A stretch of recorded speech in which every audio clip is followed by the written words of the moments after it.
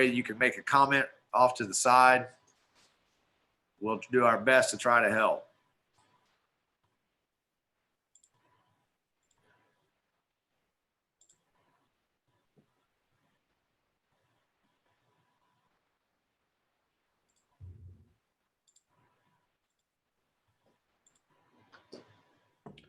All right, and we are live on YouTube.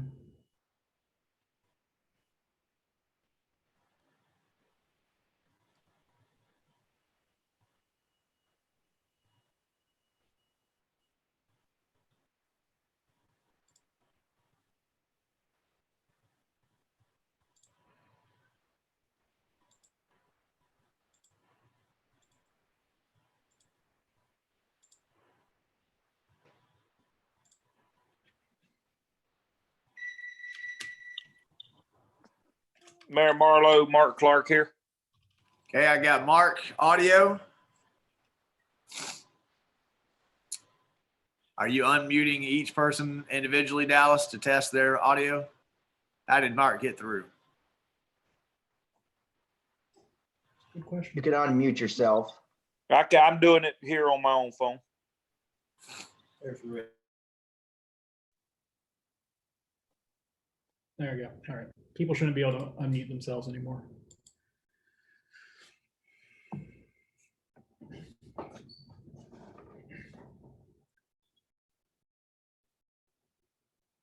To us right now, folks, I think it'd be great if everybody went ahead and self-muted, and then when you want to speak, unmute and let us know. And also, you can just kind of wave your hand. We always have public comment before a vote is taken, and at the end of every discussion item, there'll be public comment there as well.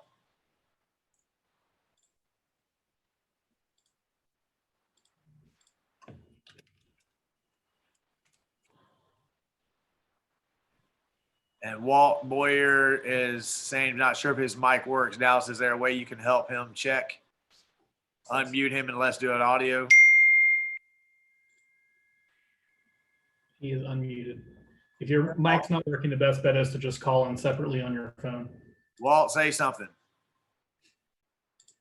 Looks like you're muted on your end, Walt. Are you on your phone or computer? Tap the screen. And there, it should come up when you tap the screen. Look for 3 little dots in the corner, something like that. He may not have a microphone. My computer at home doesn't have a microphone. He said, I thought I lip read him and said he was on his phone.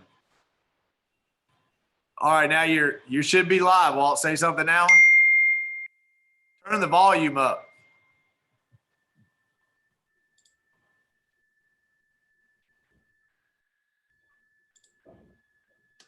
Are you on your computer?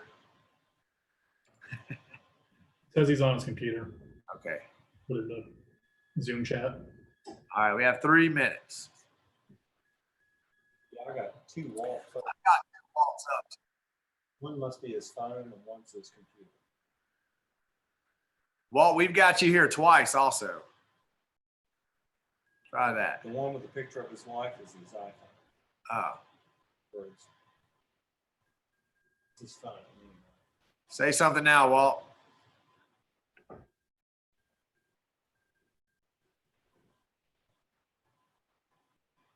Walt, I've got you on my screen 3 times. Okay. I've got you, I can see your face. Then I have another box that says Walt Boyer, and then I have a picture of you and your wife. I think you might be crossing something. Hang up everything and start over again. Try that.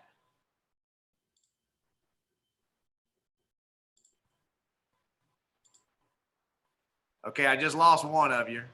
I just kicked one of them out. Then I think he left on the other one. All right.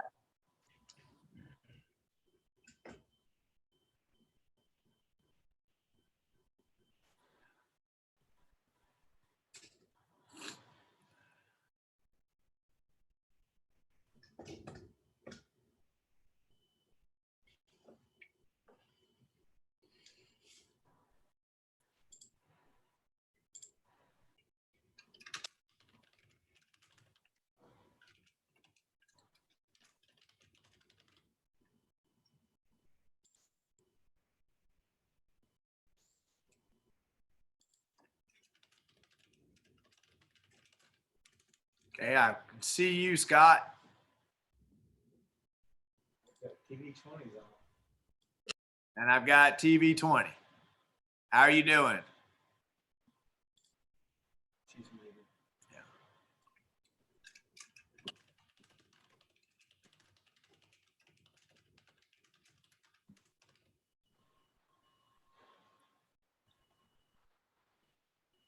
Are we waiting for Amy?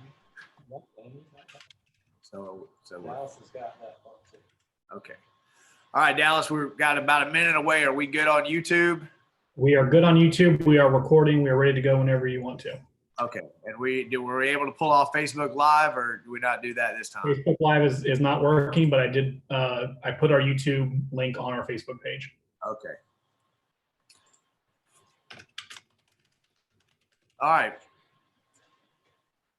Oh, I guess I need that. So, all right, ladies and gentlemen, we're going to go ahead and call this regular city commission meeting. I use that word regular lightly, of March 23rd, 2020. This is our very first virtual meeting, so we hope everybody bears with us as we work through these details. I'm going to go ahead and ask for an approval of the agenda, and can we do that with a thumbs up for the commissioners? But before I do that, I do have a few items to change. Let me get ahead of myself. I'm going to go ahead and pull off the election candidate introductions, since this is not a great way to introduce yourself. So we're going to remove those. We are going to move forward with our quasi-judicial public hearings under public hearing and ordinances. We'll move forward with the consent agenda. We are going to postpone item 7, which is filling the 2 vacancies on the planning and zoning. We have other conversations that may have bearing on that, so we'll postpone that. Our new item 7 will be the municipal elections, a conversation about most municipal elections. Item 8 will be the potential of extending the state of emergency declaration, and item 9 will be a conversation of the county's declaration of a state of emergency. And we'll fill in, folks, as best we can do on that. With those, Mr. Manager. Just a comment, Mr. Mayor, I think that we probably need to vote by roll. It's not here by video. Okay. You're gonna need to hear him speak. Did we lose the video? Okay, so by roll, let's start with Commissioner Coleman. Can you unmute all the commissioners, Dallas?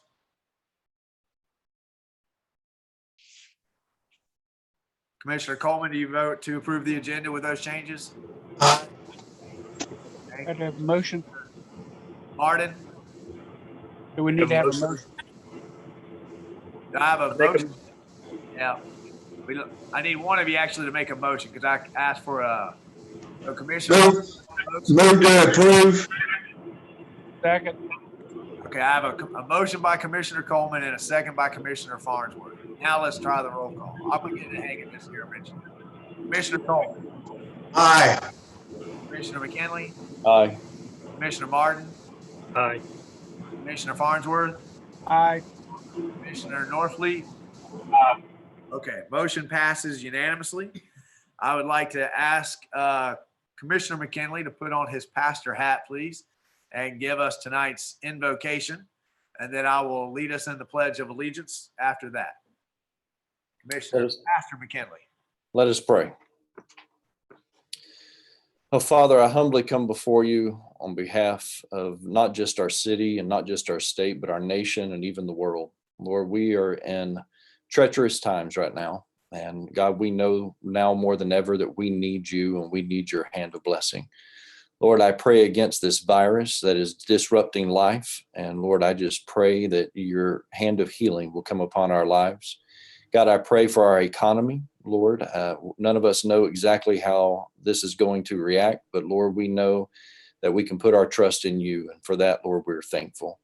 Be with us, bless us as we go through this time together, and just anoint our hearts and minds to make the right decisions. We pray in Jesus' name. Amen. Pledge allegiance to the flag of the United States of America and to the republic for which it stands, one nation, under God, indivisible, with liberty and justice for all. All right. Dallas, could you take us through the procedure we're going to use at the end of any conversation or motion to let the public in to make a comment, please?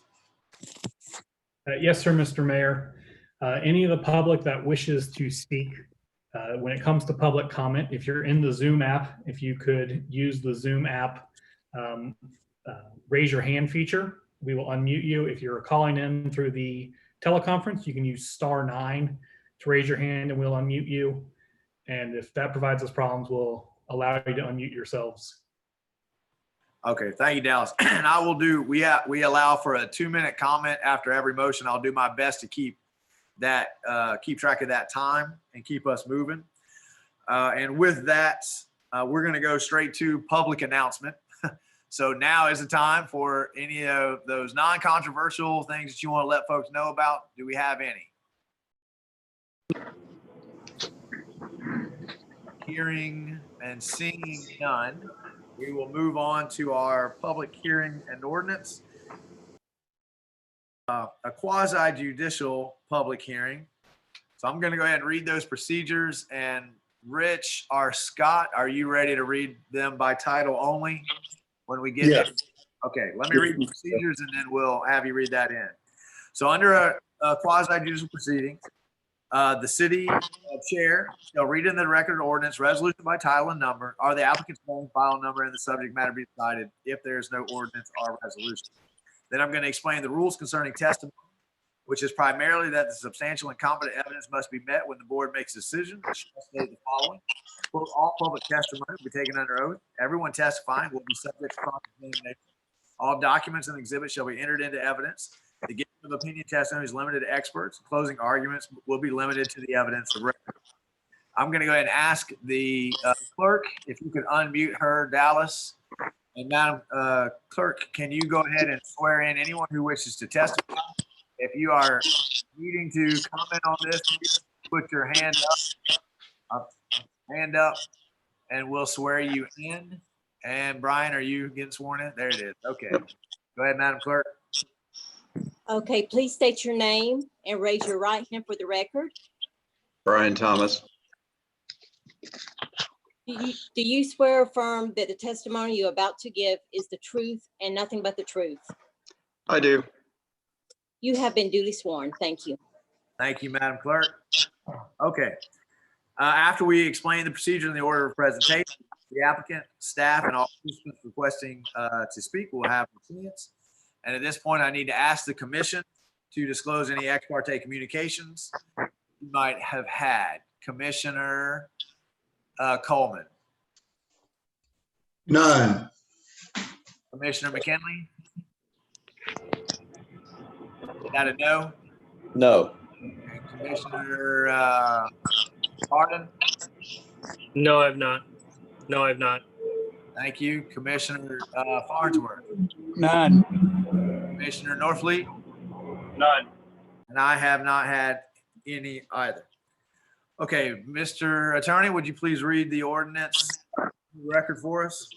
Glad to do so, Mr. Mayor. This is ordinance number 2020-01, an ordinance of the city of Newberry, Florida, annexing certain portions of unincorporated Alachua County identified as tax parcel number 02667-008-000, more specifically described in this ordinance as petitioned for by the property owners pursuant to section 171.044 of the Florida statutes, making certain findings, providing for land use and zoning, and land development regulations and enforcement of the same, providing directions to the clerk of the commission, providing a severability clause, and providing an immediate effective date.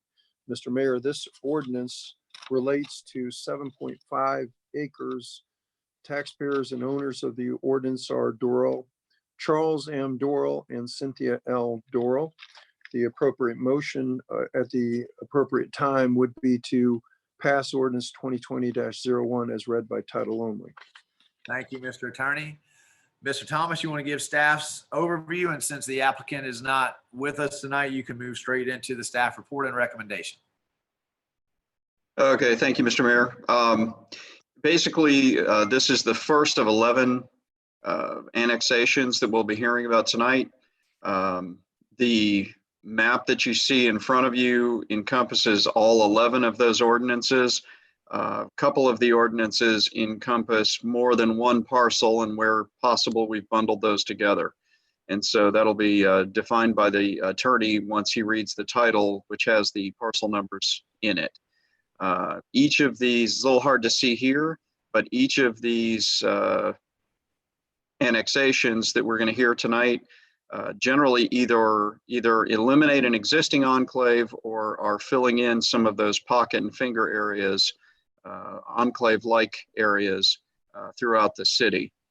And so each of these was sent, a notification to the chair of the county commission as required by state statutes, was sent to the county commissioner, advertised in Alachua County today.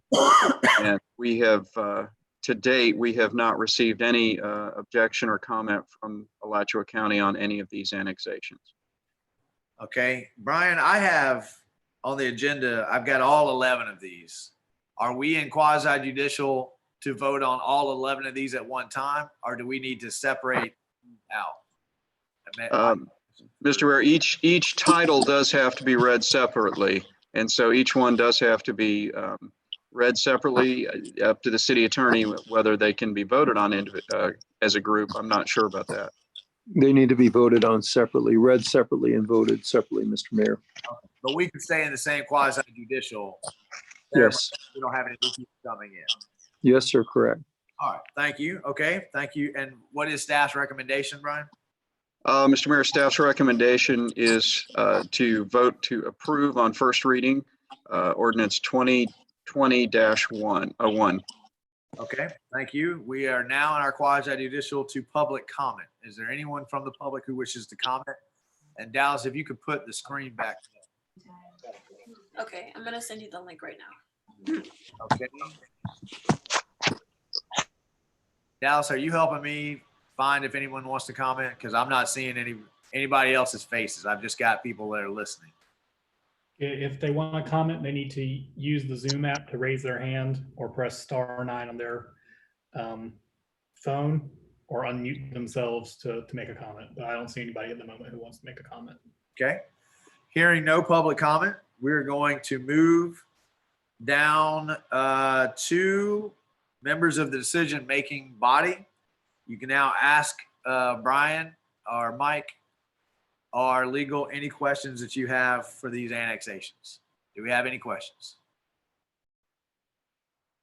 Hearing none, we will ask the city attorney to advise the decision-making body as to the applicable law and the factual findings. This is substantial, and all these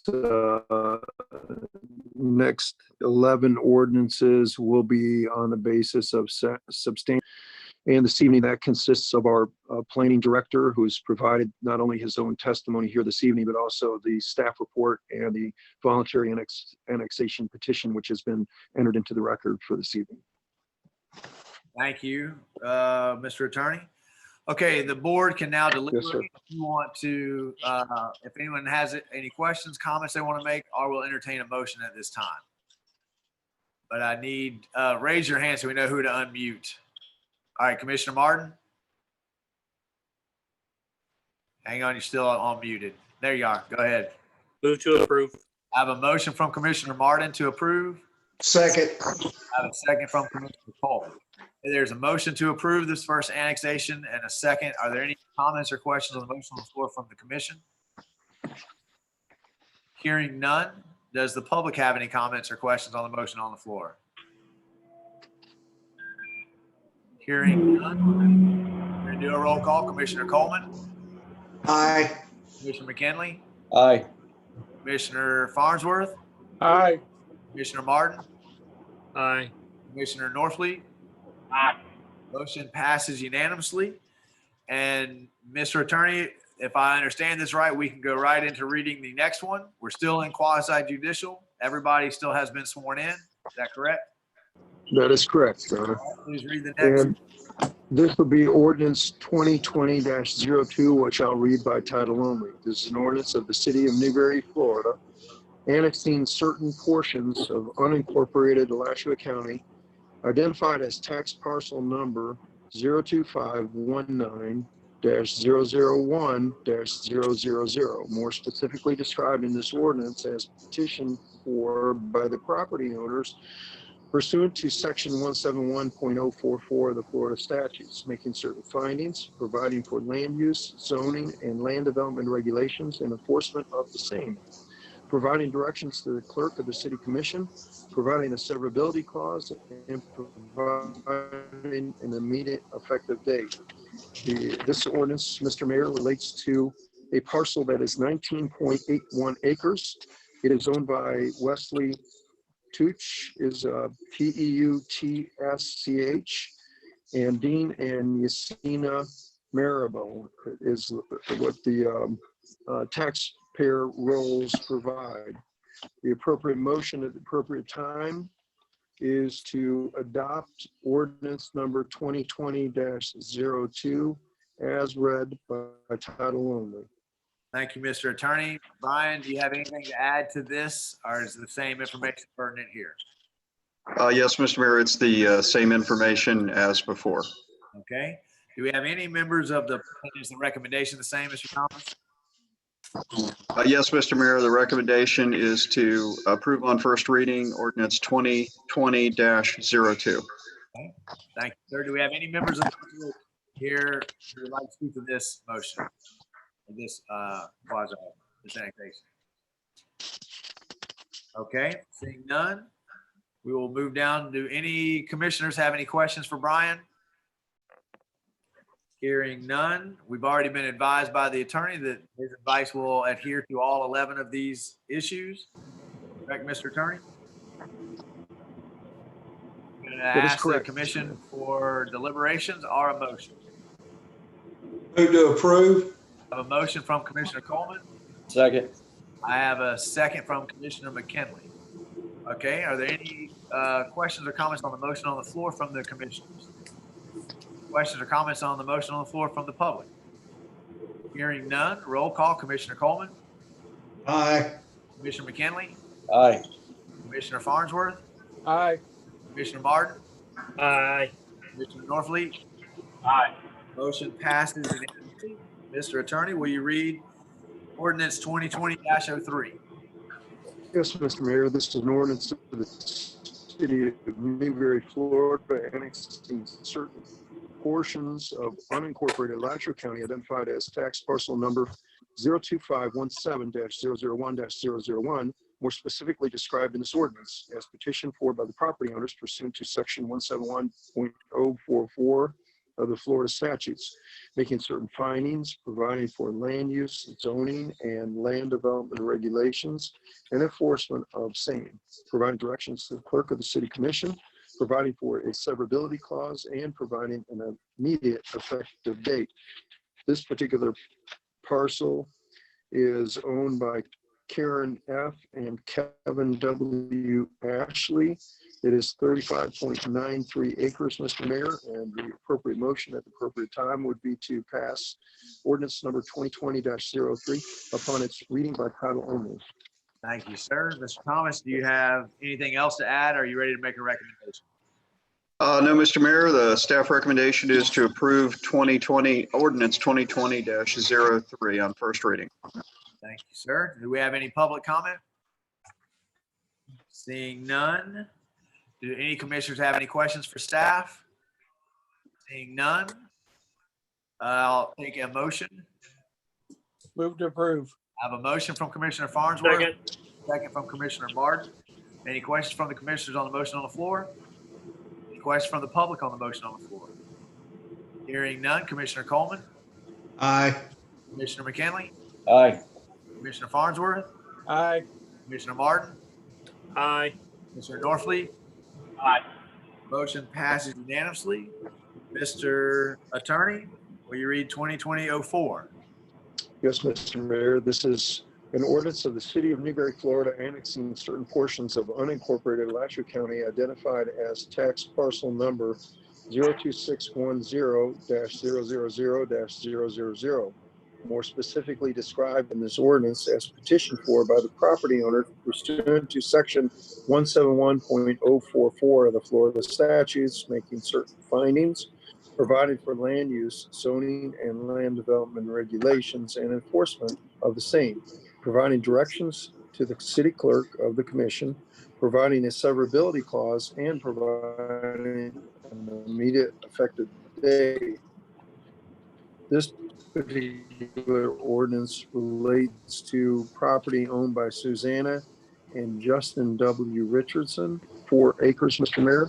The appropriate motion would be to pass ordinance number 2020-04 as read by title only. Sir, and Rich, we're having a little bit of a problem with Scott's audio, so if you could get queued up, perhaps to read the next one, just in case we lose Scott completely, we'd appreciate it. Mr. Thomas, do you have anything to add to this one? Are you ready to make our staff recommendation? Nothing to add, Mr. Mayor. The staff recommendation is to approve 2020-03 on first reading. Thank you, sir. Do we have any public comment for this ordinance? Seeing none, does the commission have any questions for staff? Seeing none, we will move to a motion. Move to approve. I have a motion from Commissioner Coleman and a second from Commissioner Martin. We have a motion and a second on the floor. Any questions from the commissioners? Any questions from the public? Seeing none, Commissioner Coleman, Aye. Commissioner McKinley, Aye. Commissioner Farquhar, Aye. Commissioner Martin, Aye. Commissioner Norfleet. Aye. Motion passed unanimously. Mr. Attorney, we'll try you out one more time. Scott R. Rich for ordinance 2020-05. Mr. Mayor, can you hear me okay? I can. Okay, I'll try to get a little closer to the microphone. Maybe that'll help a little bit. It's Mr. Mayor, this will be an ordinance of the city of Newberry, Florida, annexing certain portions of, can you hear me okay? I can. It's just Mayor, kind can you hear me? of like a old timey, I don't know how to describe it. But you're doing, we can hear you. Keep on going. I'm gonna Okay. the city attorney's video and keep it audio. I think that might help a little. Thank you, Dallas. All right, Scott, try it again. Okay. How, is this better, Mr. Mayor? That is much better. Okay, very good. This will be an ordinance of the city of Newberry, Florida, annexing certain portions of unincorporated Alachua County identified as tax parcel number 02632-000-000, more specifically described in this ordinance, as petitioned for by the property owners pursuant to section 171.044 of the Florida statutes, making certain findings, providing for land use, zoning, and land development regulations and enforcement of the same, providing directions to the city clerk of the city commission, providing a severability clause, and providing an immediate effective date. This particular ordinance relates to 5.69 acres, and it is owned by Jessica Nguyen, Mr. Mayor. The appropriate motion at the appropriate time is to pass ordinance number 2020-05 as read by title only. Thank you, sir. Mr. Thomas, you have anything to add? Are you ready for a recommendation? No, Mr. Mayor, the staff recommendation is for the commission to approve ordinance 2020-05 on first reading. Thank you, sir. Do we have any public comment on this ordinance? Seeing none, do we have any questions from the commission on this ordinance? Seeing none, I'll take a motion at this time. Move to approve. I have a motion from Commissioner McKinley. Second. I have a second from Commissioner Martin. Are there any questions on the motion on the floor from the commission? Any questions on the motion on the floor from the public? Hearing none, let's go in reverse. Commissioner Norfleet, Aye. Commissioner Martin, Aye. Commissioner Farnsworth, Aye. Commissioner McKinley, Aye. Commissioner Coleman. Aye. Motion passed unanimously, and we're on to 2020-06. Mr. Attorney.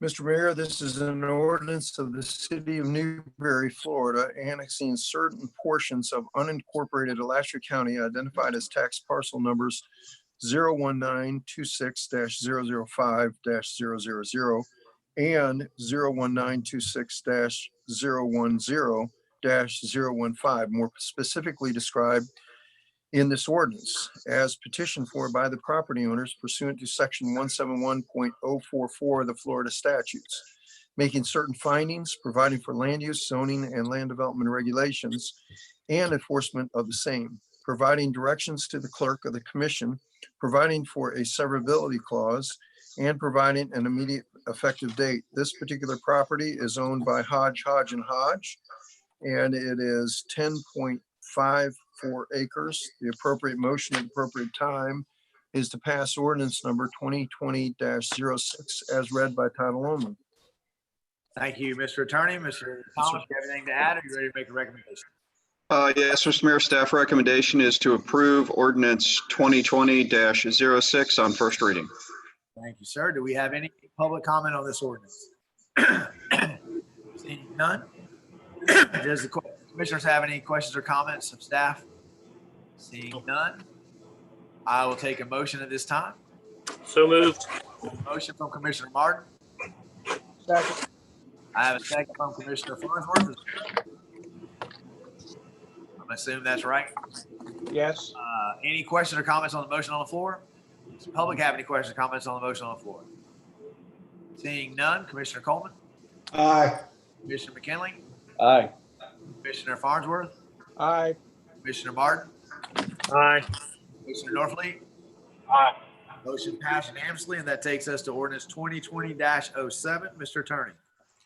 Yes, Mr. Mayor, this is an ordinance of the city of Newberry, Florida, annexing certain portions of unincorporated Alachua County identified as tax parcel number 04364-005-000, more specifically described in this ordinance, as petitioned for by the property owners pursuant to section 171.044 of the Florida statutes, making certain findings, providing for land use, zoning, and land development regulations and enforcement of the same, providing directions to the clerk of the commission, providing a severability clause, and providing an immediate effective date.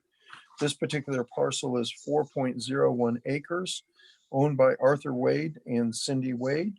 And the appropriate motion at the appropriate time is to pass ordinance number 2020-07.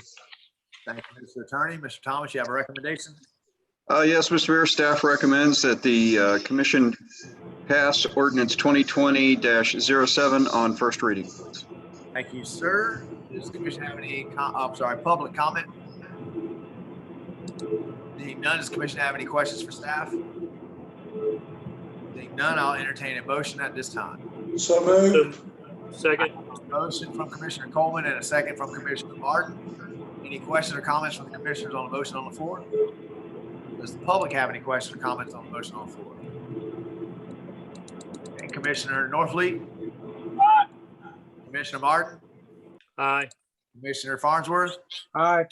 Commissioner McKinley? Aye. Commissioner Coleman? Aye. Motion passed unanimously, and we're on to 2020-08. Mr. Attorney.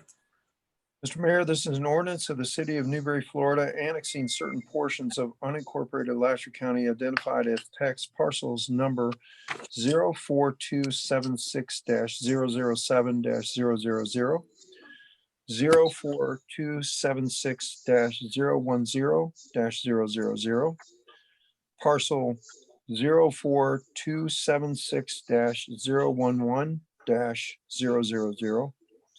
parcel 04276-012-000, parcel 04276-000-000, parcels 04276-005-000, and parcel 04276-002-000, more specifically described in this ordinance, as petitioned for by the property owners pursuant to section 171.044 of Florida statutes, making certain findings, providing for land use, zoning, and land development regulations, and enforcement of the same, providing directions to the clerk of the city commission, providing a severability clause and providing an immediate effective date. This particular property is owned by Imogene and ML Smith, and it is 2.07 acres. And we also have property owned by Morgan Smith and Heather Smith. And we have same property owner throughout the rest of the parcels. And then also Donald Davis and Patricia Davis. And those are the, oh, I'm sorry, the final property owner is Jamie Moore and Deanna Moore. The appropriate motion at the appropriate time, Mr. Mayor, is to pass ordinance 2020-08 as read by title only. Thank So you, moved. Thank you, Mr. Attorney. Mr. Thomas, do you have anything to update? Or are you ready for a recommendation?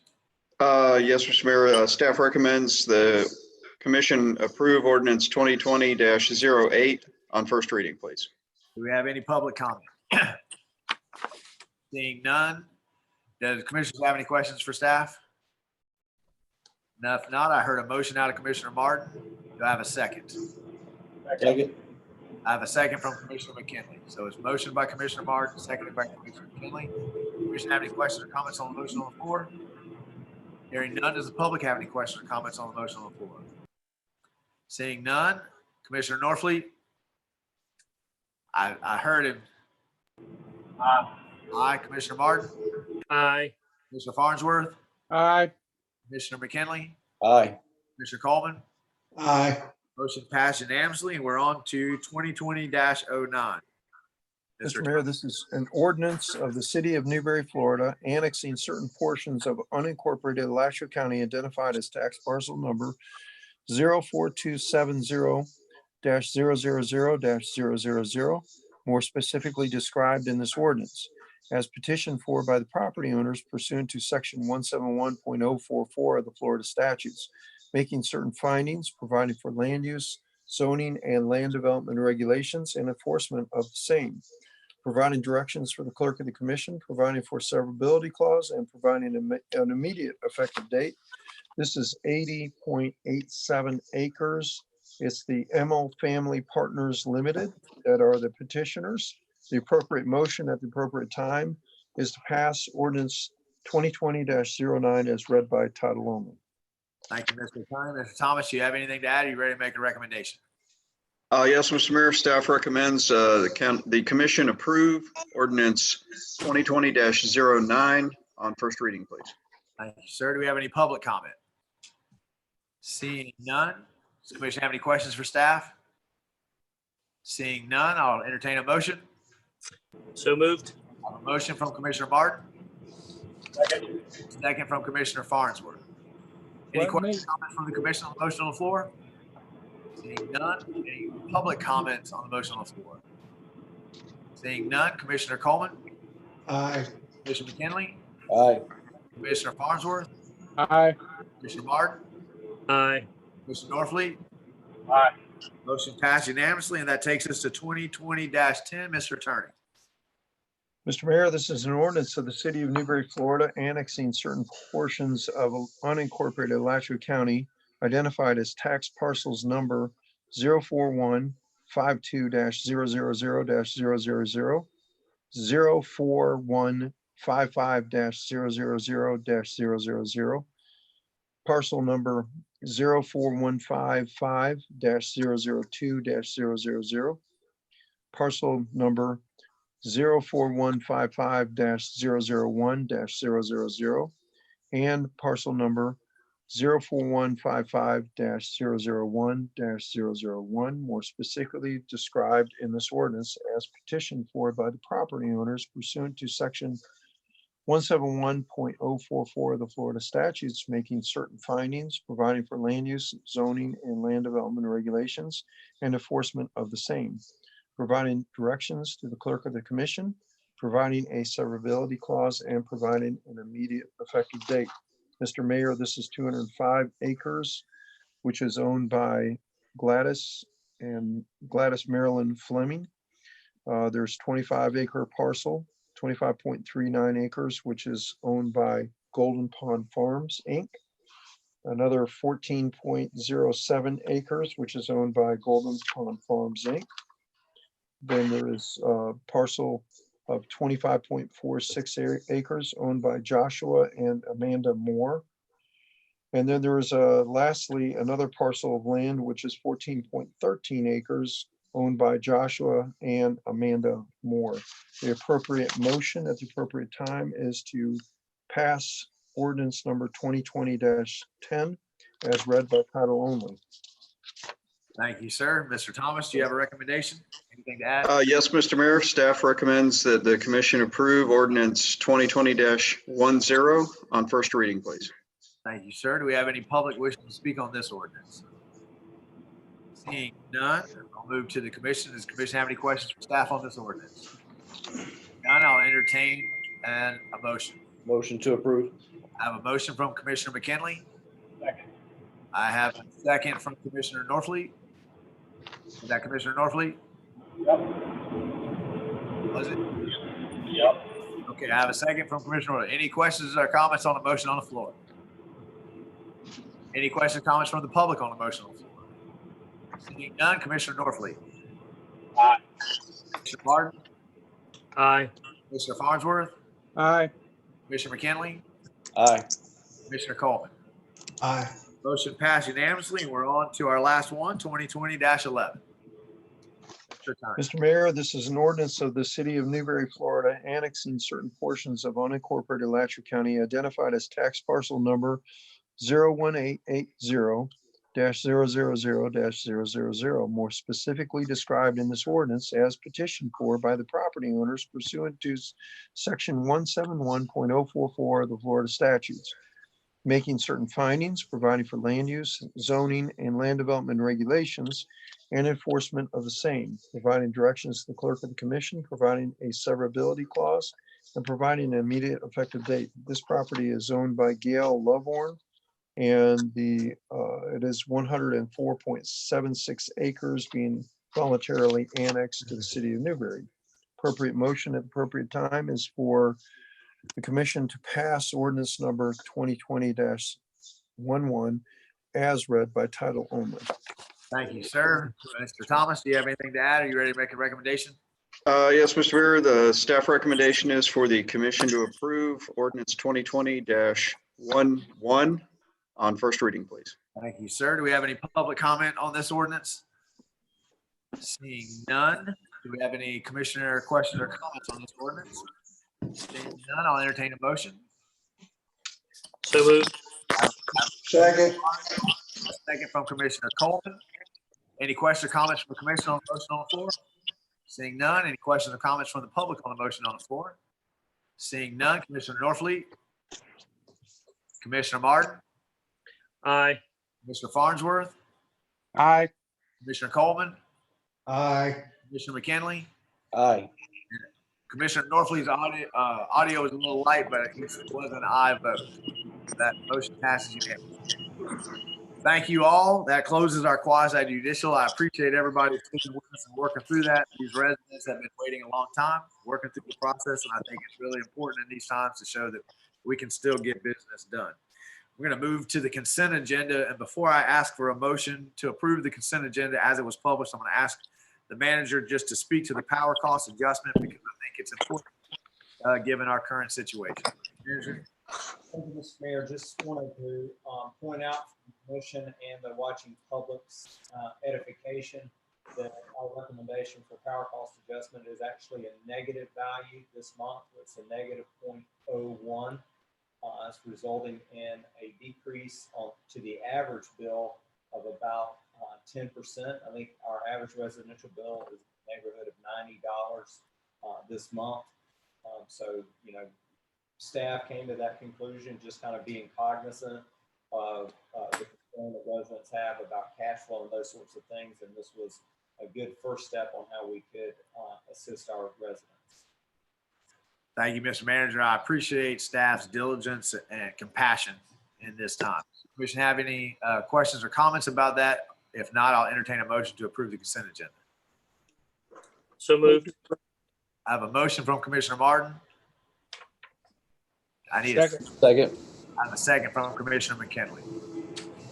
All those in favor, I'm sorry, Commissioner Coleman, Aye. Commissioner McKinley, Aye. Commissioner Farnsworth, Aye. Commissioner Martin, Aye. Commissioner Norfleet, and Commissioner Norfleet's audio is still struggling. Aye, there it is. Okay, I have that motion approved unanimously. I didn't mean to cut anybody off on any comments on the PCA, power cost adjustment. Not, we'll move on. Mr. Manager? On the moving on portion, our next item is a discussion about the election.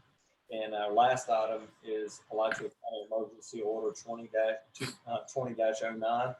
I think actually that it might be prudent for the commission to discuss the Alachua County Emergency Order prior to our election discussion. It may be germane or relevant. I'd like that to offer that for your consideration. I think it's a good thought. I made a comment to the manager that throughout this entire situation, every conversation we have had has ended up preempted by the governor a few days later. So I think that it would be a good idea to have these conversations in conjunction. Commissioner Coleman, what do you think? I agree. Commissioner McKinley, I agree. Commissioner Farnsworth, I agree. Commissioner Martin, That's fine. Commissioner Norfleet. Okay, so we're gonna move our conversation about the counties statewide or countywide to new item 7. Mr. Manager, you want to start that conversation? Mr. Mayor, I'll kind of summarize. This afternoon, somewhere around 4 o'clock, Alachua County issued emergency order 2020-09. It's a home and close all non-essential businesses in Alachua County order. It's a 10-page order that defines essential and non-essential businesses and gives 6 pages worth of exemptions. So it's kind of a long read, and I think that I've already seen correspondence from Alachua County that suggests that they're going to have to tweak it. I've seen at least 2 things that we feel like is conflicting. The county agrees, and the county attorney's office is looking into those. I think how they're going to come out. One thing to point out in terms of summaries purposes is that the order applies to incorporated and unincorporated areas. There's a note in there that incorporated areas can pass rulings that are more stringent, but not rulings that are less stringent. And it becomes effective at midnight, and it lasts until the state of emergency declaration has been lifted. So that's kind of a broad overview. If you'd like, I can go into essential services and not essential services. I did distribute the emergency order to all of our elected officials this afternoon, but I realized it got out there late. And folks listening at home, we're all kind of scrambling to understand what this means. None of the municipalities were contacted, other than the city of Gainesville, were contacted ahead of time. None of the municipalities were invited to partake of the conversation or to give feedback or insight. So, and we weren't, since we weren't part of the conversation, it's really difficult for us to understand the intent of some of the language. I can tell you that there's about 6 pages of exceptions that are in the order.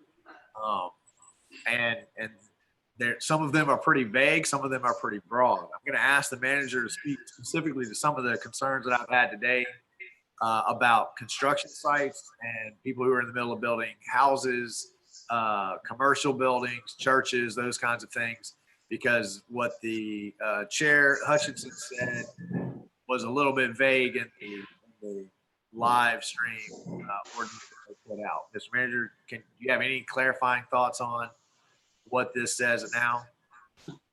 Mr. Mayor, I do. The order speaks to essential infrastructure as being allowed to continue. And in it speaks to construction as being allowed to continue. And then it has an exception The exception is that construction related to public health, emergency hospital construction, construction of medical facilities and public works facilities. So by read of that, it would tell you that all construction is approved with exception of those construction activities related to emergency facilities. That appears to me to be in conflict. I think the county got it wrong. I expect that they intended it to be that construction related to emergency facilities is permissible, and that new construction or construction that did provide emergency relief to someone is exempted. So, you know, we're kind of stuck with what we believe is their intent and what is actually in black and white. From our perspective, I know the county is looking at this issue. I got an email this afternoon, but from our perspective today, the black and white is that construction activities can continue under emergency order 2020-09.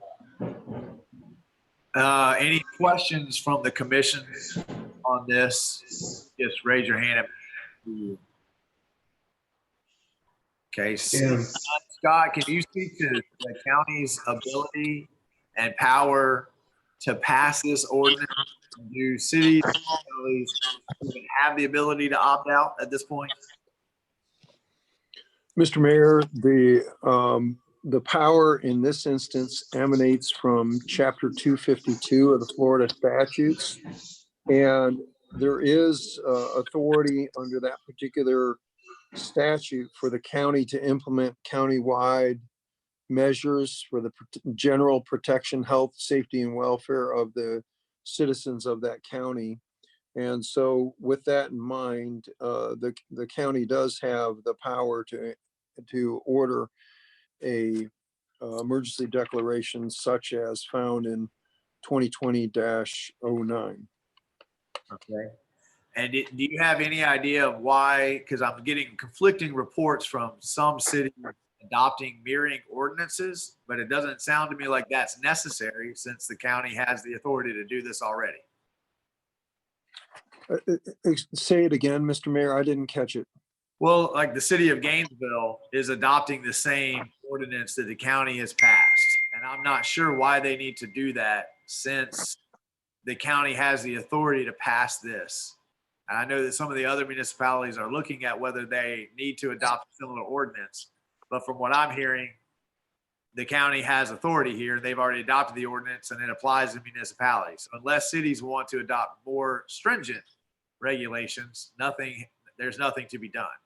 I would agree with that, Mr. Mayor. Okay. Any questions or comments from the commission on Commissioner Martin? Yeah, does he have it? There you go. We got your audio now. All right.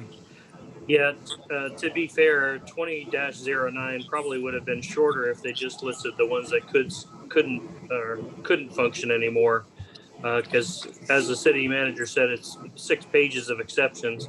The only thing that I would note, it may not really pertain, is the county in the ordinance is citing their authority under 252-38. And that actually specifically says the authority comes from the emergency management agency. As it says specifically, each emergency management agency shall have jurisdiction over and serve in the entire county. Agreed. Commissioner Norfleet? How are they planning on enforcing this? I think that enforcement right now, which is one of the reasons why it would have been nice to have some communication about this ahead of time, is up to the businesses to self-regulate. As far as I can tell, this county does not have the power or authority to compel a municipality to be their enforcement arm. They certainly have Alachua County Sheriff's Office, and they have their own code enforcement. So I think at this point, they're mainly hoping for self-regulation. I was told by Commissioner Hutchinson this afternoon that there's going to be a 48-hour period, at least a 48-hour period, where it will be educational enforcement, where they will seek to reach out to people and tell them why they're passing these things and how they want them to behave and what they can and can't do. That answer your question, Commissioner Norfleet? Yeah, But it will not be the city of Newberry because we don't have an enforcement arm capable of doing that, even if they asked us to. Commissioner McKinley?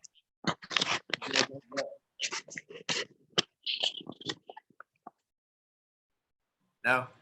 Commissioner Mr. McKinley? Mayor, Mr. Attorney? on the enforceability portion of it, the last paragraph of the order states the county will direct any establishment to cease and desist operations that are in violation of this emergency order and may treat violations as a violation of county ordinance. Notwithstanding this, any violation of these emergency measures shall be in violation of 252.50 of the Florida statutes. And 252.50 is a misdemeanor section of the statute's second-degree misdemeanor as provided for by Florida statutes. So my understanding of the intent of this emergency order is that it would be enforced by the sheriff. And of course, we contract with the sheriff in Newberry, and she or her deputies could issue a violation under the section of the statute, and it would be a second-degree misdemeanor. Okay. Any other questions or comments? Chris McKinley, did I have it wrong? Did you have anything to say? No? I think there are some regional considerations here to talk about. I've had some questions that I'm not able to answer. For instance, let's say that I have a business that's over the line in Gilchrist County, but I distribute my product in Alachua County. I can no longer distribute my product in Alachua County, but my home county has not declared a shutdown. Am I eligible for FEMA reimbursements? I don't know the answer to that. Mr. Manager, Mr. Attorney, if you want to take a crack at it, or we can just continue to tell people we'll kind of try to hash those things out as we go. Anybody want to try? Mr. Manager? I would just say that FEMA is proactive with their assistance program for private businesses. And I think it's kind of up to each business to make the communication with FEMA and find out what does and doesn't apply. I think if they can make a case, they're not allowed to distribute within Alachua County. They probably will have some basis for claim, but it may not be entire, unless 100% of their distribution is within Alachua. And I guess unless anybody else has anything else to say about this, I want to make sure that people understand grocery stores are staying open, gas stations are staying open, hardware stores are staying open. So you can still get out and about and take care of what you need to take care of. Although I do believe that it was made very clear that Chair Hutchinson and Mayor Poe both agreed that if they don't see fewer numbers of people congregating around the county, they are prepared to take more stringent measures. If there's no further comment on this from the commission, does the public have any comment on the county's shutdown order? Hey, Mr. Mayor. Okay, I have resident Mark Clark. Mr. Mayor, let's go ahead and talk about this under section 9M. We still be allowed to feed the kids tomorrow?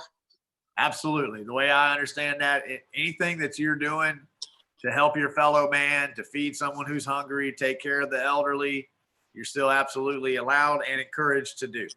Okay, we're on for that then. Absolutely. And thank you, Mr. Clark, for today's feeding of 80 children. It was wonderful. We do appreciate you. Any other citizen comments?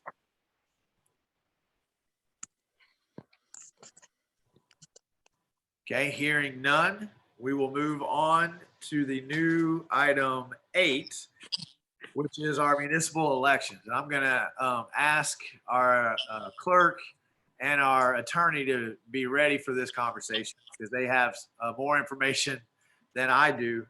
Our municipal elections right now are scheduled for April 14th. And as far as we know right now, even given the county's order and all the executive orders that have come from the governor, we are able to carry on with the elections, thanks to the hard work of the city clerk, keeping us on track, making sure we've hit all of our deadlines for advertisements and all of those kinds of things. However, as I previously stated, it seems like every time we have a conversation, we are preempted by the governor a few days later. We do have some considerations. First and foremost, of course, public health and safety, of asking the residents to go out and vote, while most reports are saying we're going to be peaking at April 14th. We have the public health and safety of our residents, asking them to vote. We also have the public health and safety of the folks who are going to be working in the municipal building as the poll workers. We've talked to the supervisor of elections. She said that all of her poll workers confirmed that they were coming was it last Tuesday or the Tuesday before that? And about 100 of them just didn't show up because they were afraid that they were going to be sick. They would be contagious or catch something. So the supervisor of elections has recommended to us, if we want to move forward with the April 14th elections, that her advice would be for us to train our own poll workers to make sure that we have people who show up to do that. So our first thought, obviously, was to have city employees. It would be a voluntary assignment. We're not going to tell anybody that they have to sit in the municipal building for 12 hours while 600 to 800 people come in and out to cast their vote. The supervisor of elections did raise a concern today, though, that I'll ask Scott to speak to, that may represent a conflict of interest. And I don't know if Scott can answer that or Rich can answer that. Is there any merit to that training city employees to work the polls could represent a conflict of interest? Mr. Mayor, this is Scott. I don't see this as a conflict of interest for city employees to man the polls as a poll worker. I do have some concerns about requesting a city employee to do this type of work under the current scenario that we have, and that's more personnel related than a conflict of interest, Mr. Mayor. But as long as we made it completely voluntary, and we're not forcing anybody to do it, we're just saying, hey, would anybody like to make their regular salary and sit in the municipal building? Does that waylay your concerns, Mr. Attorney?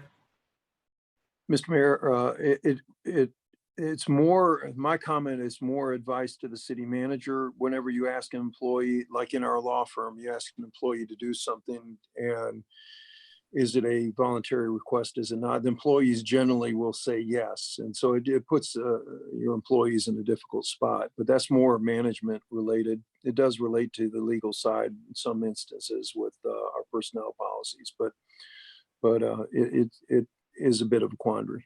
Okay. The other issue to consider is that if that's the route we take, normally we pay poll workers, Judy probably speak to this, I think it's $10 an hour or something like that. These are kind of usually retired people who are civic minded, who want to help out. If we move forward with city employees, the city employees who agree to do this will get paid their regular salary to do it. We will lose them for a day while they go to the supervisor of elections for training. It's an 8-hour training that she gives. It costs $50 a person to train them. I would recommend that there's 7 people that are needed to do this, but if we're going to do it ourselves, we probably want to train a couple more in case somebody gets sick and can't be there that day. So the cost for training them the cost for the election will go up. And we'll lose a day out of them when they are at the municipal building. So you'll lose 2 days of their regular duties. You pay for them to be trained, and then we can have it covered. I think also there's no way to know, but it's most likely that if we proceed in April, the voter turnout will be less than what it normally is. We're normally around that 15 to 18% range, right? No way to know what that is. We've already started doing a campaign to encourage people to vote by mail. No way to know how effective that's going to be either. And of course, the canvassing board, which at this point would be Commissioner Coleman, Commissioner McKinley, Commissioner Martin, Commissioner Norfleet, and myself. All of us will need to handle those envelopes that come from all the different residents in town. I know I'm missing some things, but let's go ahead and open up to the commission to ask any questions about our ability and feasibility and responsibility of moving forth on April 14th. Commissioner Coleman? I think I'm muted. Okay, I'm unmuted. I want to wait just a little bit and hear the other commissioners and Okay, I'm sorry. and candidates. Okay, I'm sorry. I thought I saw a head, Bob. Any other commissioners? You want me to go through our other options before we have the conversation? There's no questions. Yes. Okay, it is possible for us. Mr. Farnsworth, did you have a comment before I move forward with other options? No. Okay. It is possible for us to be to have our election and our charter, because remember there's a referendum for the charter and there's our regular municipal elections. Both of those have different advertising dates. Both of those have different advertising requirements. I think one's 30 days and one's 60 days. Mr. Judy can correct me if I'm wrong. So we could possibly have our elections in June. We could have our elections in August, the primaries. We've been asked by the supervisor of elections not to try to tack on to the November elections because there's already so much on that ballot. One of the considerations about the August primary is that now you are asking the current commission to work through the entire budget season. And then you're asking one or two new people to come onto the dais potentially and vote on our budget in September. Now, I know all three candidates. I know that they would all be willing to either be at all the workshops or watch all the videos of the workshops, but I just want to put that out there as a potential consideration. It is possible for us to do it in June, although I believe that that's going to have a separate cost. I think our cheapest option is August. Am I getting that right, Miss Judy? If we move forward? Yes. Okay, so the cheapest option, if we don't want to go with April 14th, is just to kick it all the way to that August primary date. Okay, there is one other consideration I'm hoping that Scott or Rich can speak to that was just brought up today. It was our understanding that if we postpone the election, qualifying would be frozen. The people who are qualified now would be the people who are qualified. There was some thought today that that may not be the case. Rich or Scott, have you had a chance to research that? Mr. Mayor, the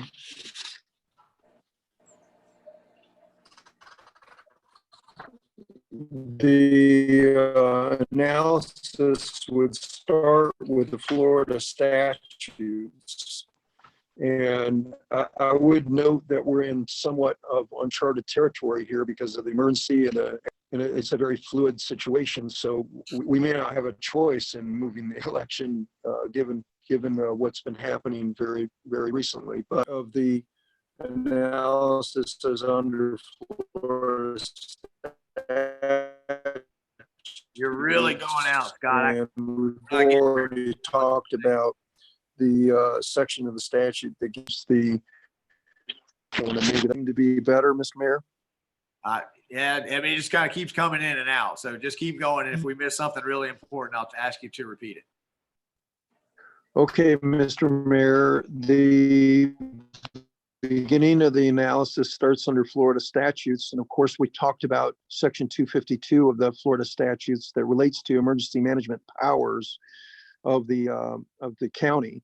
And there is an emergency order that's in place right now. Whether the essential services as provided under the emergency order 20-09 is whether the essential city functions of conducting an election is prohibited under this emergency order is a question. I would note that section 15 on page 9 of 10 it states that this order does not limit the number of persons who may be physically present performing services for the operations of essential business or operation as expressly set forth in the order, and the order does not affect or limit the operations under section 14, does not affect the operations of Alachua County, any public utility or municipality in Alachua County. So there's a question as to whether or not we could go forward with the election under this emergency order. If you look at the order as very broad construction, then I think you could make the argument that an election would not be appropriate under the present circumstances.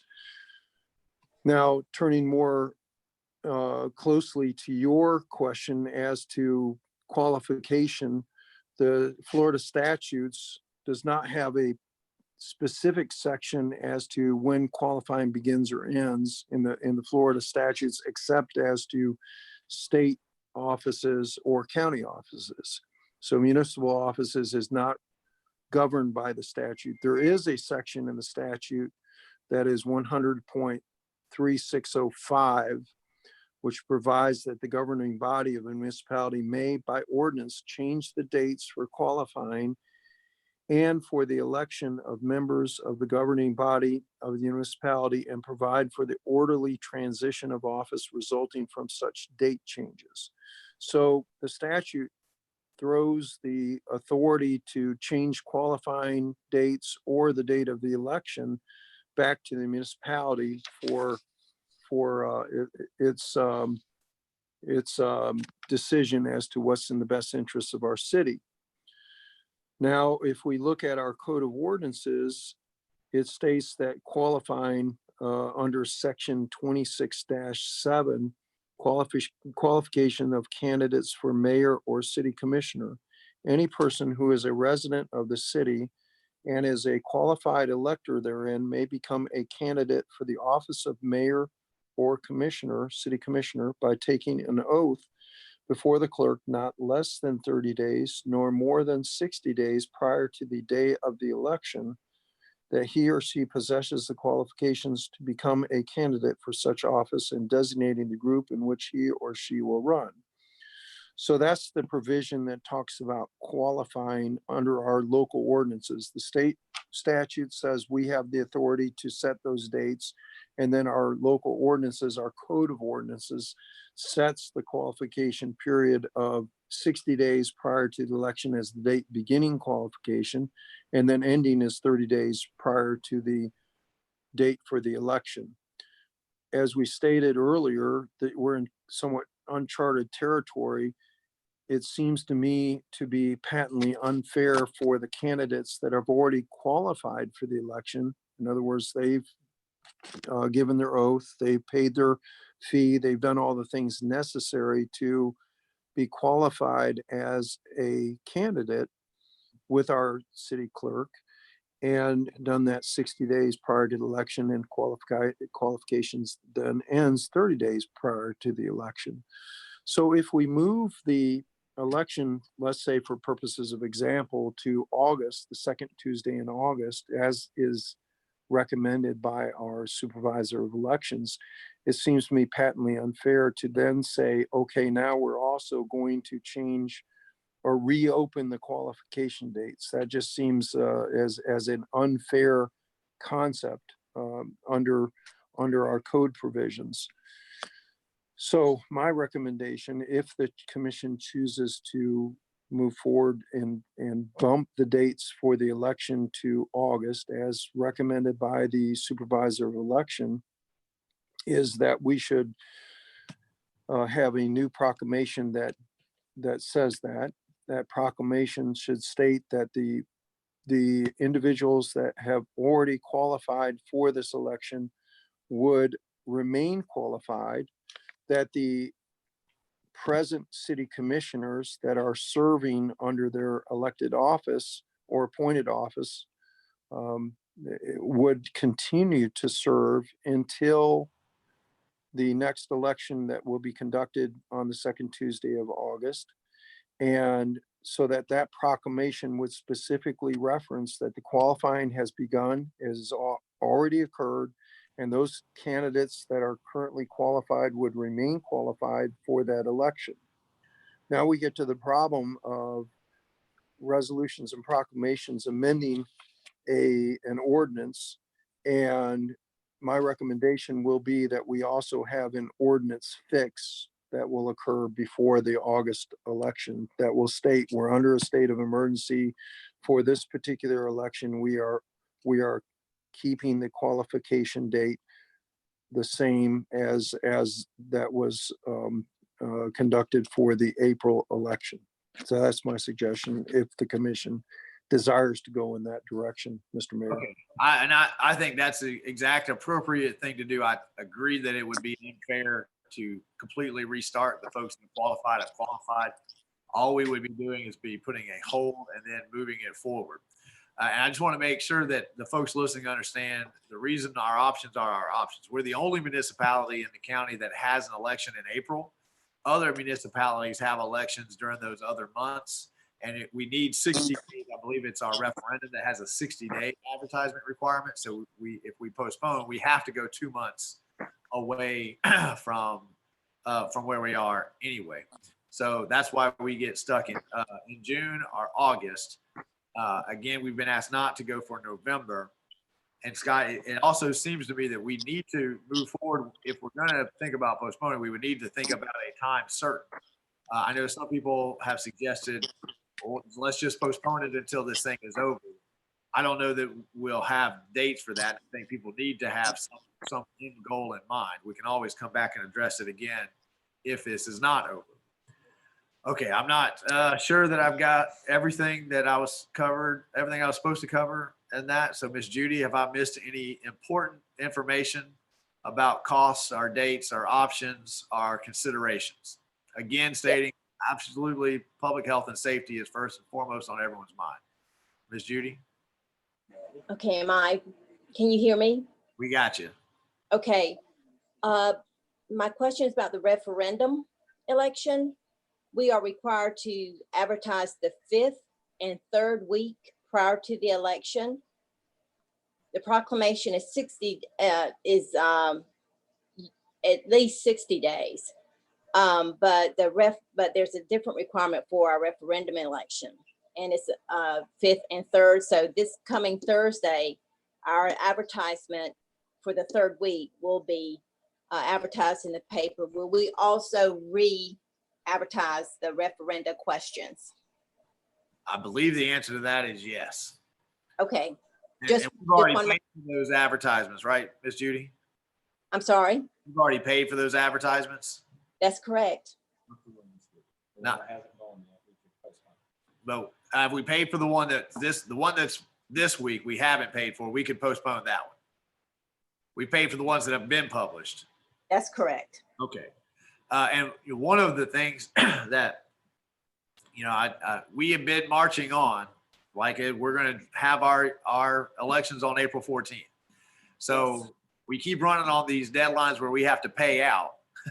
And I'm concerned that in the next couple of days, the governor is going to shut down the state. And he's going to preempt our ability to do this. He's going to say, no, you guys need to, but we're going to have paid something else.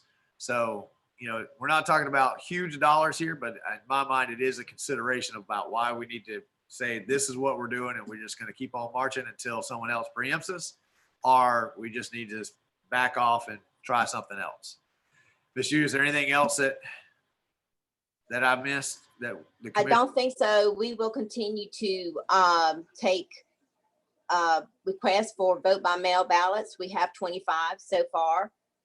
And I spoke with Miss Kim Barton today, and she said that that's what we would handle that part of it.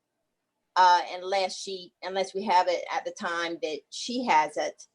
And my understanding is we will give her the information that we have collected the last couple of weeks, but that can be worked out. There's just a lot of unknown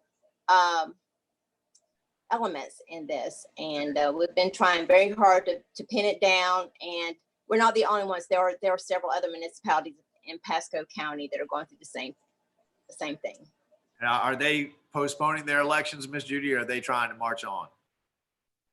They're trying to postpone, but they have, and someone has written a letter to the Secretary of State. So we just don't have that response back yet. Okay. Okay. Mr. Attorney, did I miss anything that we need, or do we have everything on your end been covered? Mr. Mayor, I think we've gone over everything. Hopefully Dallas sent me a message that I'm reverberating quite a bit, so I apologize that the audio is not very good. Hopefully you were able to hear my analysis of the procedure, and hopefully you were able to hear that. But I think we've covered everything. Miss Judy's got it, and you have also covered it. Okay, thank you, sir. And that time the audio was perfect. Okay, does the commission want to express any comments, or do you want to open it up? I think we have two, if not all three of our candidates. Do you want to hear their thoughts first? Or do you, ultimately, this is a commission decision. So you could hear their thoughts, but ultimately this is going to be up to you guys to decide how we should proceed for the best interests of the community. Commissioner Coleman. Hang on one second while we get you unmuted. All right, you're live. I think it'd only be fair. I want to hear from the candidates. Okay. I guess the one last thing I said, and I'll say this so the candidates don't have to, I have personally reached out to all of the candidates and asked them not to go door to door. I've asked them not to hold meet and greets. I've asked them to use other things. So I want to be stated that I was the one who requested that from them. And so they may have different opinions on wanting to postpone it so that they can get out there and have a regular campaign, or wanting to have it for some other reasons. So I have one commissioner that wants to hear from the candidates. I have a head nod from everyone else. Or does anyone else want to jump in? I have one more head nod saying hear from the candidates, and three. Okay. All right. Any candidates listening in that want to make a statement about this conversation? Mr. Mayor, I'm going to start with Mr. Clark. All right. Mr. Clark. Yeah, can you hear me, Mr. Mayor? We got you loud and clear. I am with, from everything I'm hearing, I am with Scott. I agree totally 100% with everything he said. Me personally, I think to keep the public safe, we need to postpone this and let everything die down before we get out there to do any of this. It is not going to hurt anything to keep the commission in place. My personal opinion is I would rather move it to August. Okay. Thank you, sir. And I should also say that my very first call was to Commissioner McKinley, who, as you all know, has graciously agreed to serve through April. He has now graciously agreed to serve as long as we need him to serve. So I want to say thank you for that. Any other candidates out there who want to weigh in on this conversation? Mr. Mayor. I hear you loud and clear, Mr. Boyer. Actually, I mean, I agree with what the city attorney was stating. Only other thing I would throw out there is I don't know if there's any cost benefit of trying to push a vote by mail in June. I don't know how well people would respond to that, but I'm fully. Hang on, Walt, you muted yourself. Until August. I don't have a problem with that. I just want to know that all other avenues have been, pursued, weighed, evaluated, just as like I was telling you earlier, just for a sake of some kind of normalcy in this chaotic time. Thank you, sir. I think to that question, it's pretty clear the most expensive option for us now is to have the election on April 14th, because we're going to have to incur the cost of training poll workers ourselves, and we're going to have to pay those poll workers most likely our city rates instead of the $10, $11 an hour, whatever the supervisor election pays them. We also, it's $50. I think I said that before, $50 a person. So we're not talking about large sums of money here, but the election cost is going to creep up. The August date is the cheapest option because you'll have a primary going on in August. So the supervisor of elections pays for all the poll workers. So it'll actually be a little bit cheaper for us to have our election in August. And then June, I think is about on, probably on par with marching forward. Ms. Judy, is that correct? I mean, we don't know what the world's going to look like tomorrow, much less what the world's going to look like in June. So we're trying to make decisions here, you know, with the information that we have.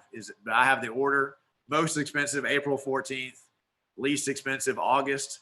June is somewhere in the middle with April. Yes, I do want to clarify something. It is $50 a session for the group. Oh, not per person.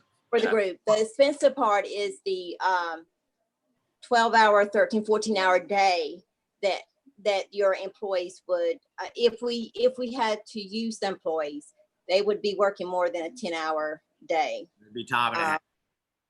Right. So, but it's $50 for the group, not per person. Okay, let's bring it back to the commission and let's have Commissioner Farnsworth. Mr. Mayor, one of the questions I have is, what about the people that come into the city between now and August? Or will they be able to vote, or are the books closed so that only the people that are currently registered are able to vote? Miss Judy, do you know the answer to that question off the top of your head? I do not. I do not know if we would have to reopen the books. I would not think so. The candidates have already paid their qualifying fee. That qualifying fee has already been sent to the Division of Election. But I think Mr. Farnsworth, that he's asking about, if I move into the city of Newberry next month and I'm a registered voter, that person would be allowed to vote in the election, correct? There'd be no reason to say no. Yeah, there would be no reason to say no, but I don't have that information at this time. Scott or Rich, do you have a thought on that? It seems like if you buy a house here August 1 and you have a residence here, you're a registered voter in Newberry. I would agree with that, Mr. Mayor. I think you're entitled to vote. Does that answer your question, Commissioner Farnsworth? Hang on one second. We still got you muted. Now you're live. That does. And what about the people that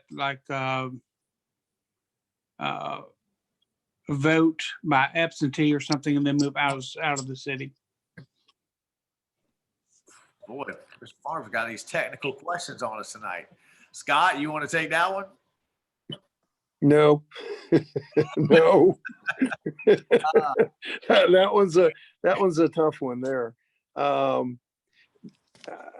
I just don't know the answer to that one. I'll have to look at that one. I think we can try to find the answer to that, Commissioner Farnsworth. I think the number of voters that would apply to would be relatively small. So that they would basically, because we've got requests for ballots right now, but we haven't answered any of those requests for ballots right now because we don't have the ballots to send them anyway.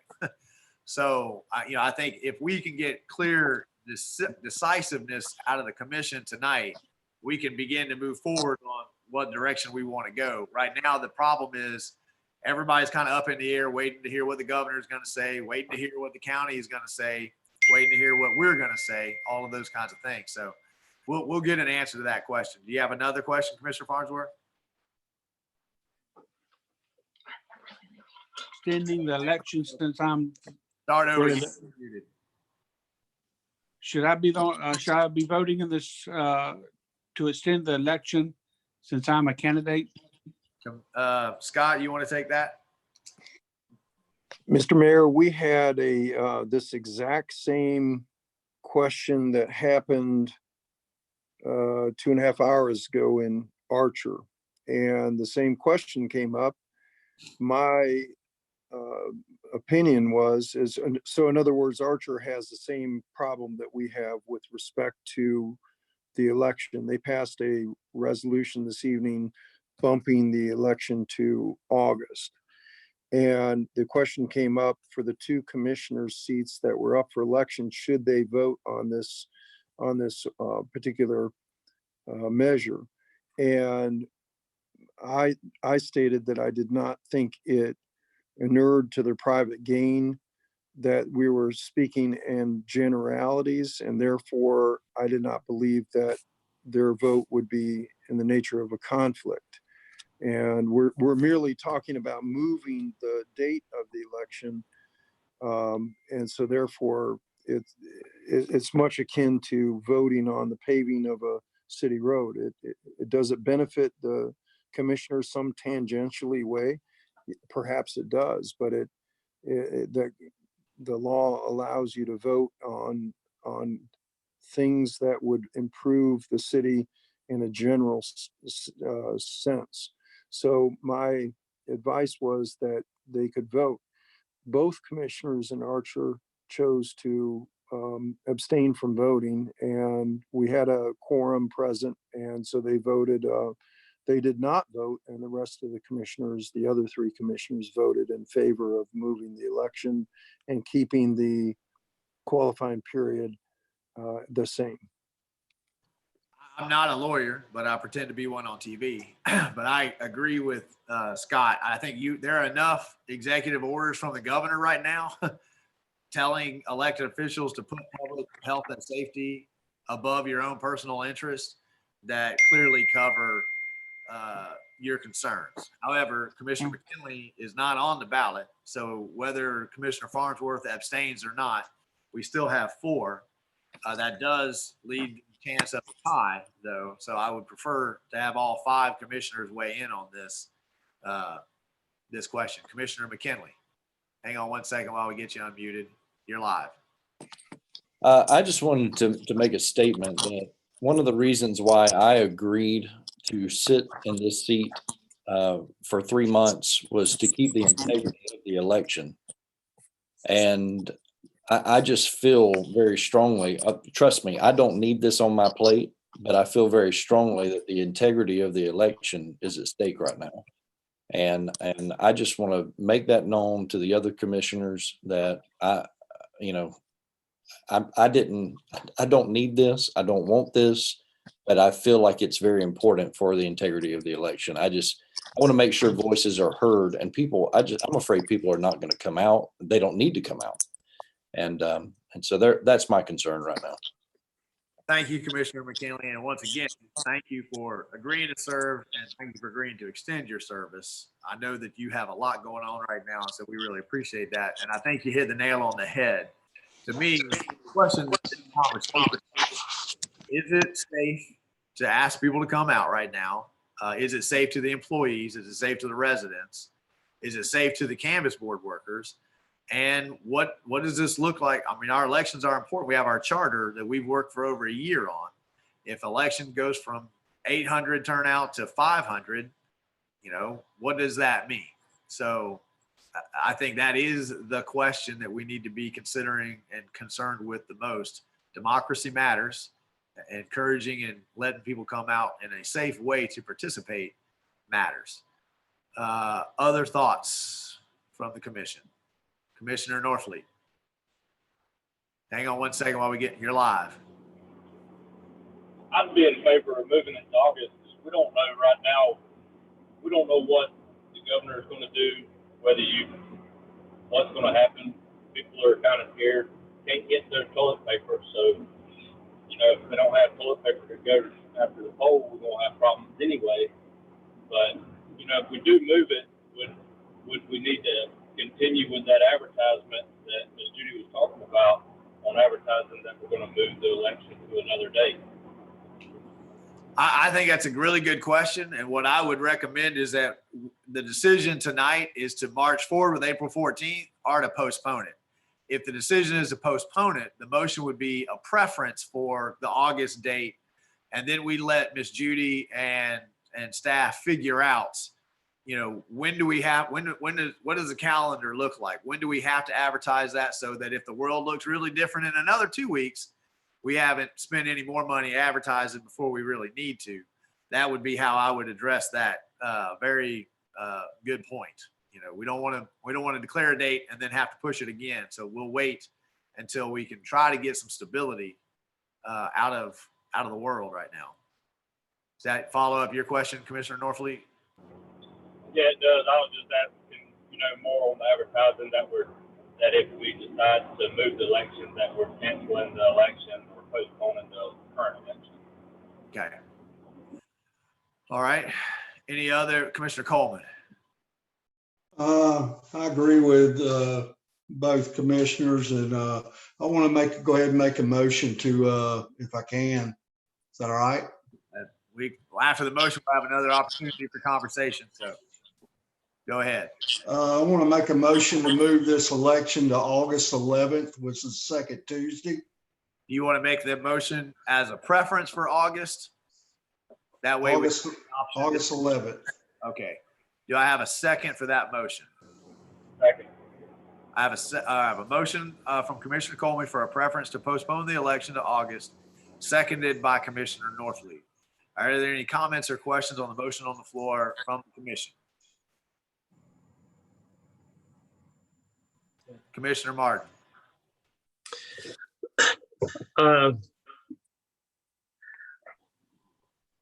Just as a devil's advocate point, I think if there's a way to potentially pull it off in April, I think there are certainly some advantages of doing that. I think we can limit the number of people that are in the polling place at any particular time.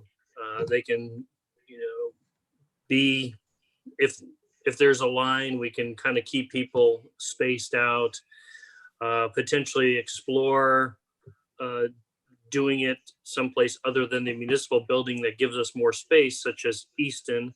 We would have 2 big giant rooms there to potentially do it. But also trying to push as much as possible the vote by mail option.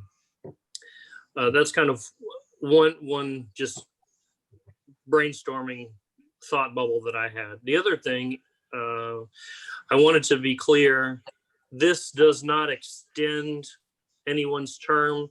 This strictly shaves time off at the beginning of their term so that we're not creating a domino effect further down the road. Correct. And that's an excellent point. And we have vetted this. If we postpone it, then whoever wins that election is winning that election for a shorter, it'd be for an 18 or 19 month term for that first term instead of the usual 24 months. Of course, if the charter passes and people have the option to vote to go to a 3-year term instead of a 2-year. But we can jump through that hurdle when we get there, if we get there. And to the other questions, I want to just commend the clerk's office. When we sat down a week, 2 weeks ago, I'm losing track of time at this point.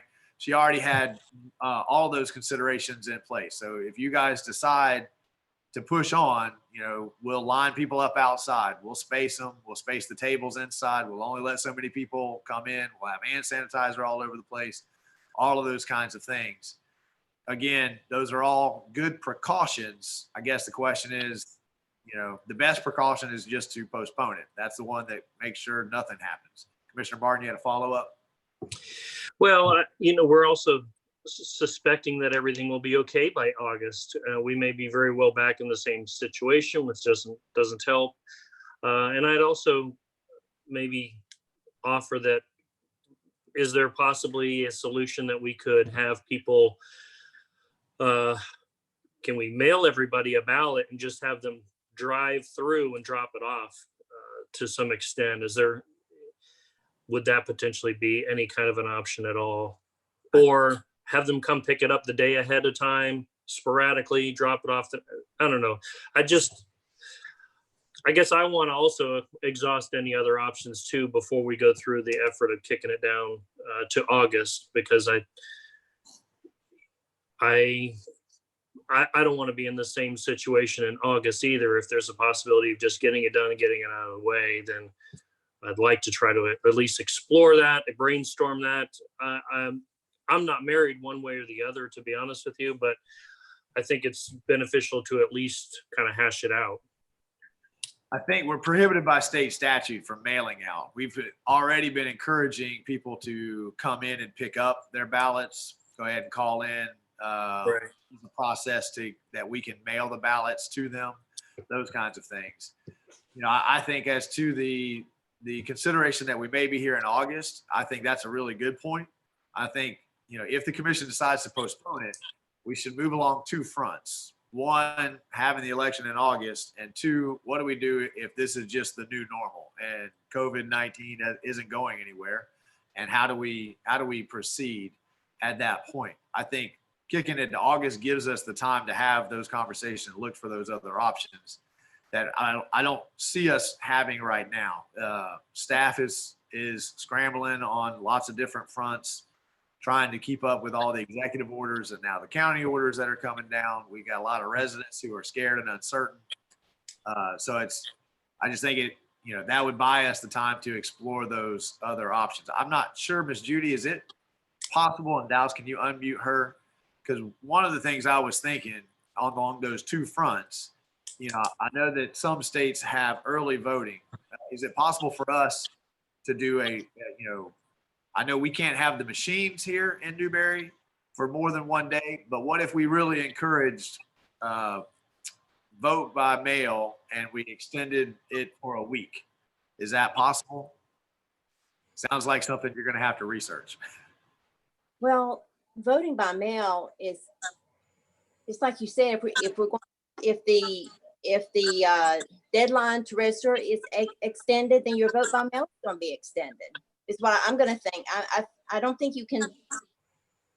So you're saying I don't think we can pick and choose what's, we can extend that one, but we're not going to extend this. So yeah, if our election is going to be in August, we will just continue to receive vote by mail until the August. Not till 9th day before, I believe it's the 9th. It's August the 2nd is our deadline to receive requests. So that's 9 days before the election, 10 days, counting the weekend. So if our election is actually going to be in August or August the 11th, we could receive vote by mail through probably August 1st. I would have to, get the calendar count back to make sure. But there are rules about vote by mail. We just don't receive, we can't receive them up until the election. It's so many days prior to the election. And then there's a period where someone can come in and request a ballot for a family member or someone that's considered a family member by the Florida statute. And then so I would not think I think if we extend the election, that we would just continue taking requests for vote by mail, because Okay. Well, we have a motion properly seconded. Is there any more questions or comments from the commissioners on the motion on the floor? Hearing none, we'll open it up to the public. Is there any public comment or questions to the motion on the floor?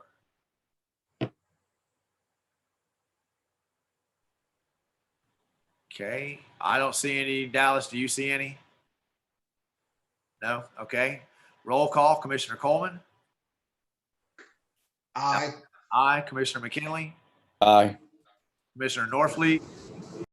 Aye. Commissioner Farnsworth. I abstain. You're abstaining? Yes. Okay. Commissioner Martin. Can you unmute him, Commissioner Martin?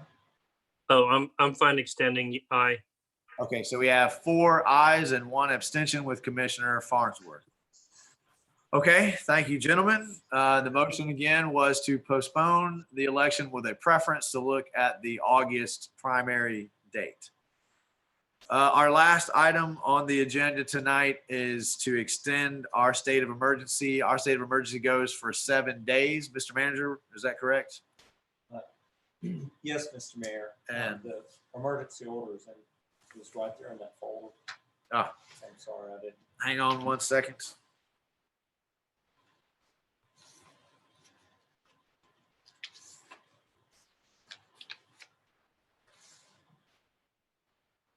Resolution 2012? No. Are you sure? Should be. Let's see if you can find it. Give us 1 second. Yeah, it's 2015, 2015. Okay, this is resolution. I'm going to go ahead and read it by title. Resolution of the City Commission of the City of Newberry, Florida, extending the state of general emergency for the city of Newberry pursuant to section 252.38, parentheses 2, Florida statutes due to the threat of the COVID-19 virus, providing for waiver of procedures and formalities, delegating authority, and providing an effective date. I'll take a motion to put this on the floor for conversation. Move to approve. I have a motion. Second. from Farnsworth and a second from Commissioner Coleman. Mr. Manager, this is the same declaration of emergency as before. It gives us 7 days longer. It allows us some latitude when it comes to FEMA reimbursements, making, momentary decisions, those kinds of things. Any questions about Resolution 2020-15? Hearing none. Does the public have any questions about Resolution 2020-15? I don't see any. Dallas, do you? No? Okay. Commissioner Farnsworth? Yes. Commissioner Norfleet? Yes. Commissioner Coleman? Commissioner Coleman? Can you hear me, Commissioner Coleman? I'm going to go to aye. Commissioner McKinley? Aye. Commissioner Martin? Aye. Okay, motion passes unanimously. And we are to comments. Mr. Manager? Thank you, Mr. Mayor, just a bit of an update. As we previously reported, the city offices remain closed to the general public. Although all staff are working, about half staff are reporting, especially our field crews are reporting and working in the field. Our office staff are mostly working from home. But if the public has questions, they can phone us, they can email us. Someone will get back in touch with them. We've put in a drop box at the building department. So if people need to drop off applications and things of that nature, they can. I guess all of this is notwithstanding the county's emergency order that was passed today. Our fire station is closed to walk-in traffic. If the doors are locked, no blood pressure, if you have an emergency, knock on the door. Our staff will communicate with you and then make considerations about what to do. Your senior staff is meeting daily electronically to make sure that we are doing all that we can do to serve our public. Neighborhood parks are open, but we closed the restroom. That's an update from last week. We're running short on sanitation supplies.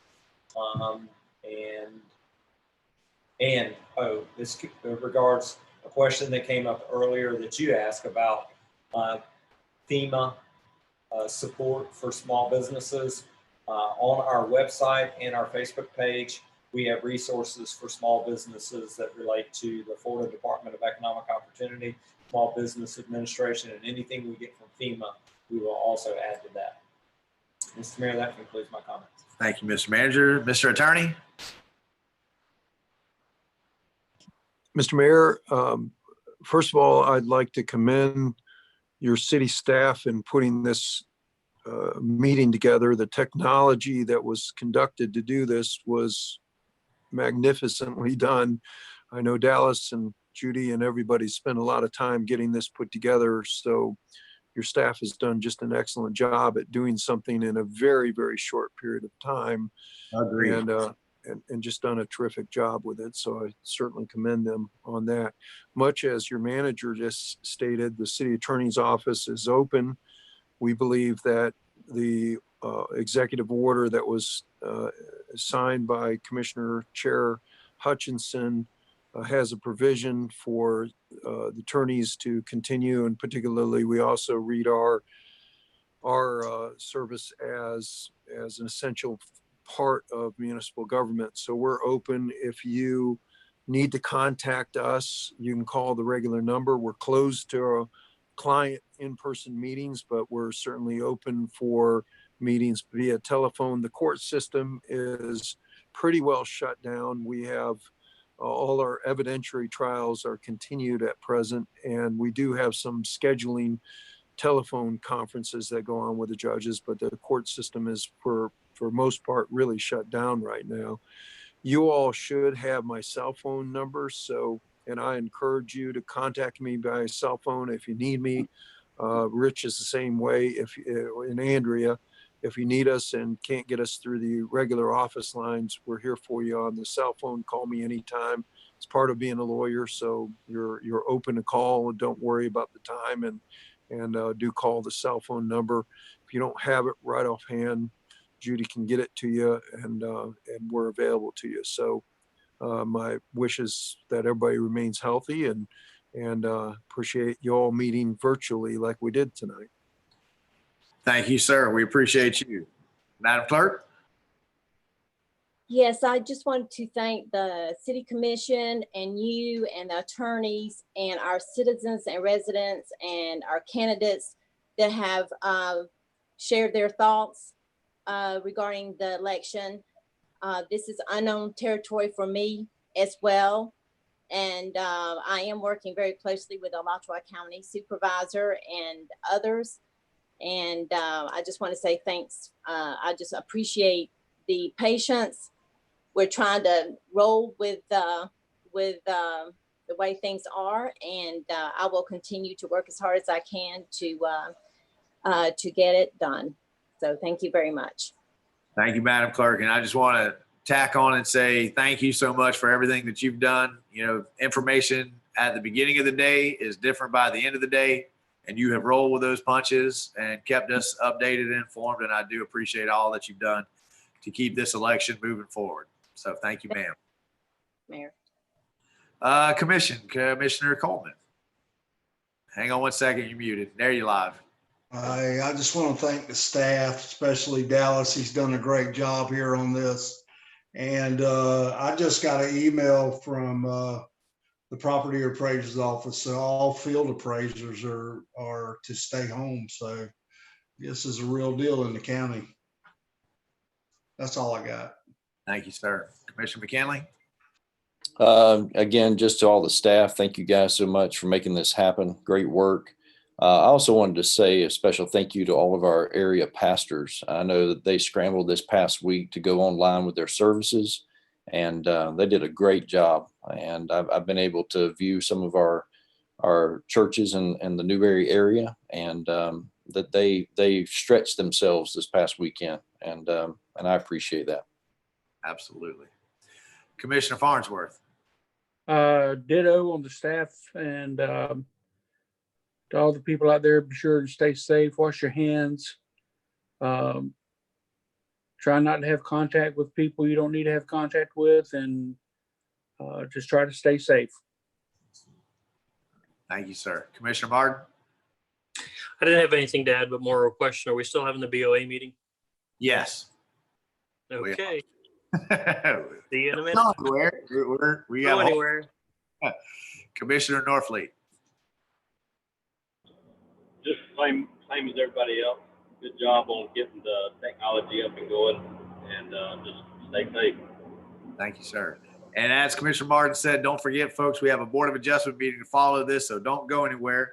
I too, want to add my thanks. The executive order came in, I believe, on Thursday, or might have been Friday, allowing the virtual meetings to happen. And our staff, I was watched the email traffic over the weekend, overtime, putting this together all day today. Great job. Really do appreciate it. I want to thank the Clark family who fed 80 of our kids today at the First Baptist Church. They're going to be set up tomorrow. I believe on the menu is pork sandwiches and macaroni and cheese.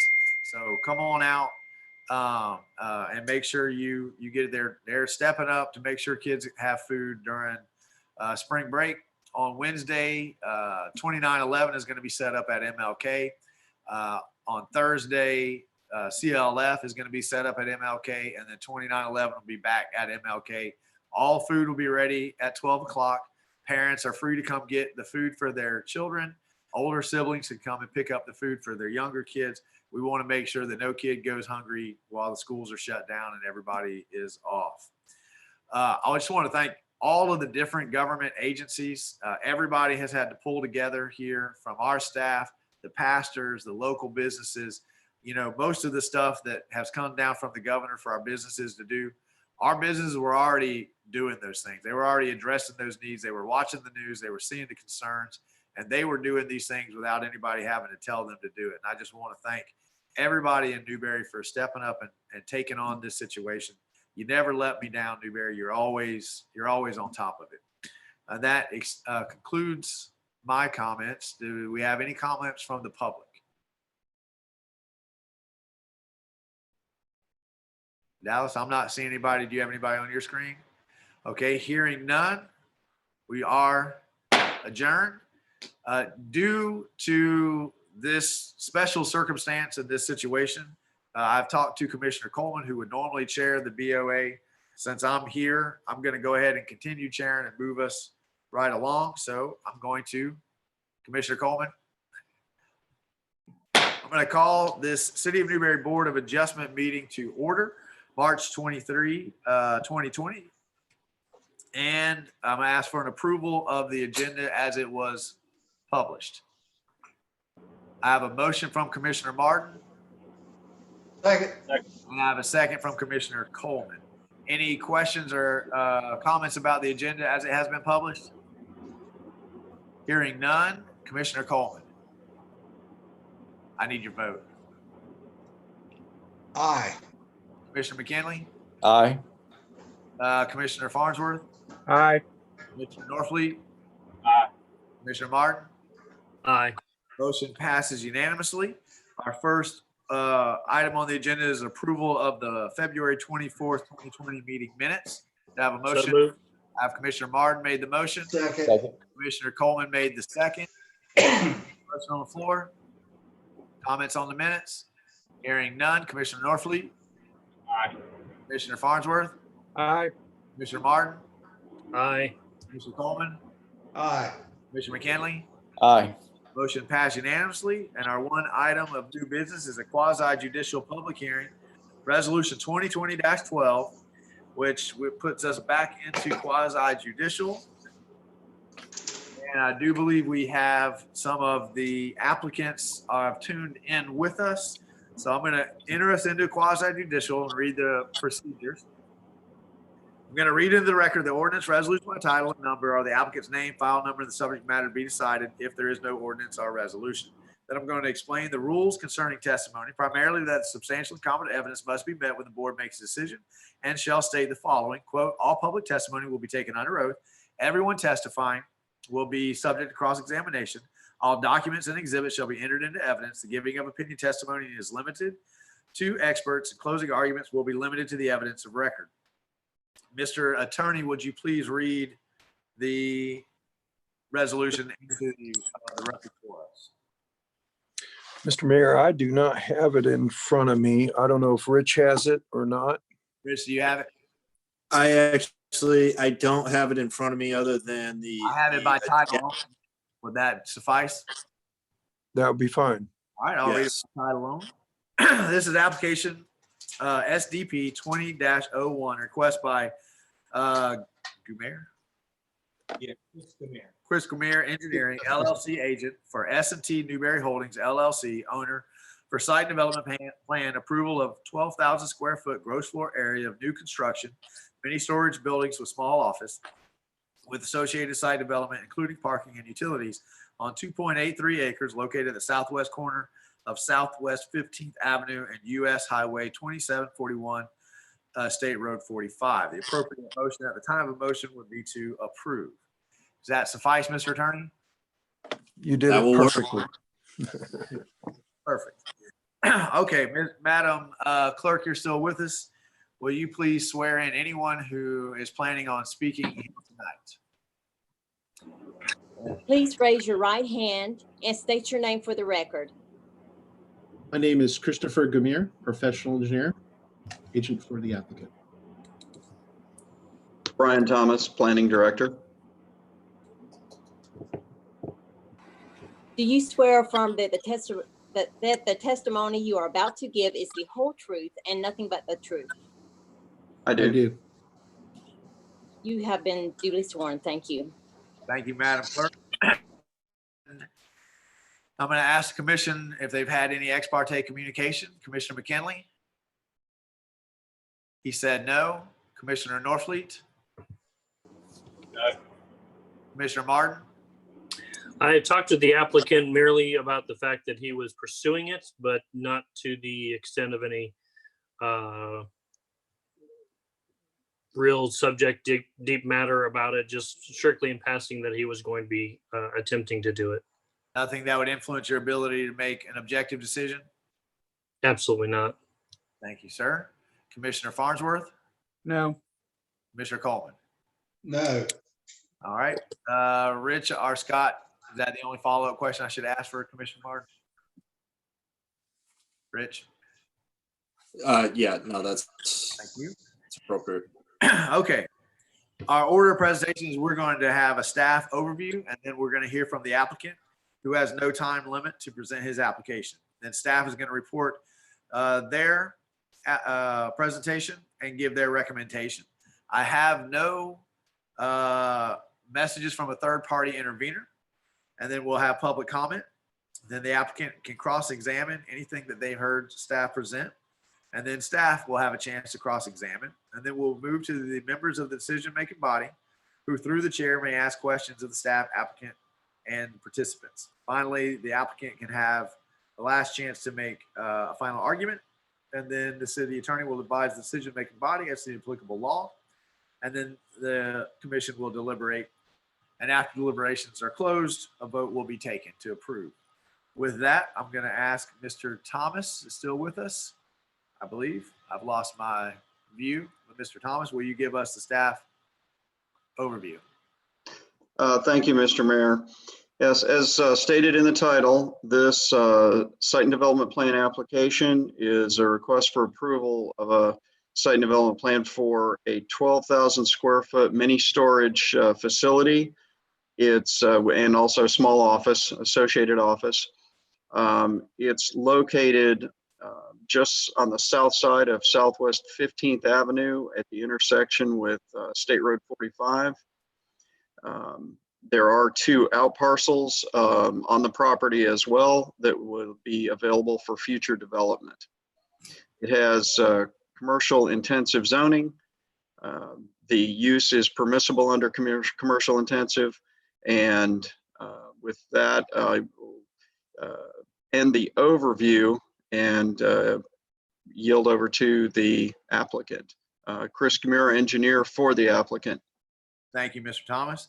Ms. Gamir, thank you, and I appreciate your forgiveness for me not getting your name right the first time. I'll do better next time. No problem at all. So to introduce myself, I'm a civil engineer working in the Alachua County area. Very familiar with doing work in the city of Newberry. This project is interesting because of its shape. That's why we gave it the name Newberry Triangle. It's hard to utilize a triangular shaped property because of just the ability to be efficient with a project. But due to the slope of the site, we were able to put at the south end the stormwater management facility, so it could withstand as a master stormwater facility, and made the site where the mini storage was occurring more central portion of the site to be very efficient from that standpoint as the site got wider. And then the owners have made room for a future R parcel at the northern end of the site because there's not much visibility needed for a mini storage facility, and so that would be perfect location for some sort of future development at that point in time. They've took into consideration that the master stormwater pond will serve that future out parcel, so that the only thing that would occur would be the actual parking lot or whatever improvements would be needed for that future out parcel. Some of the comments we got from the previous board meeting was thinking about neighbors to the west, but of course we're on the other side of the railroad tracks, and there's still going to be a line of trees along both sides of the railroad tracks associated with a buffer or a screen, if you will, from this development. And then on top of that, you can see from this specific image on the screen now that the stormwater pond would be the neighbor of those residents, the closest part of it. And then the mini storage would be the next closest resident neighbor to some of those residents, which are some of the most least intensive uses as far as neighbors can go. With that, I guess I leave myself open to any questions you may have. Otherwise, it seems to be a very straightforward development. Okay, thank you, sir. Let's move to the staff report and recommendation. Mr. Thomas. Okay, thank you, Mr. Mayor. If Dallas, if you could go back a couple of slides.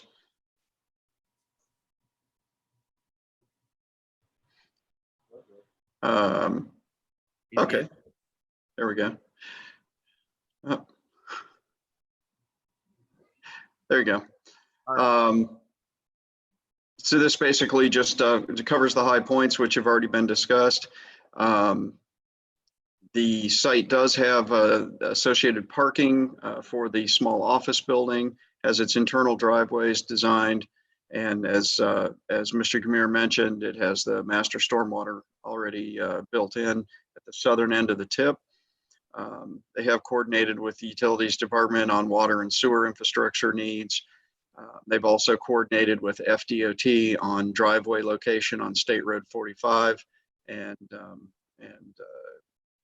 gotten the necessary information for FDOT's approval.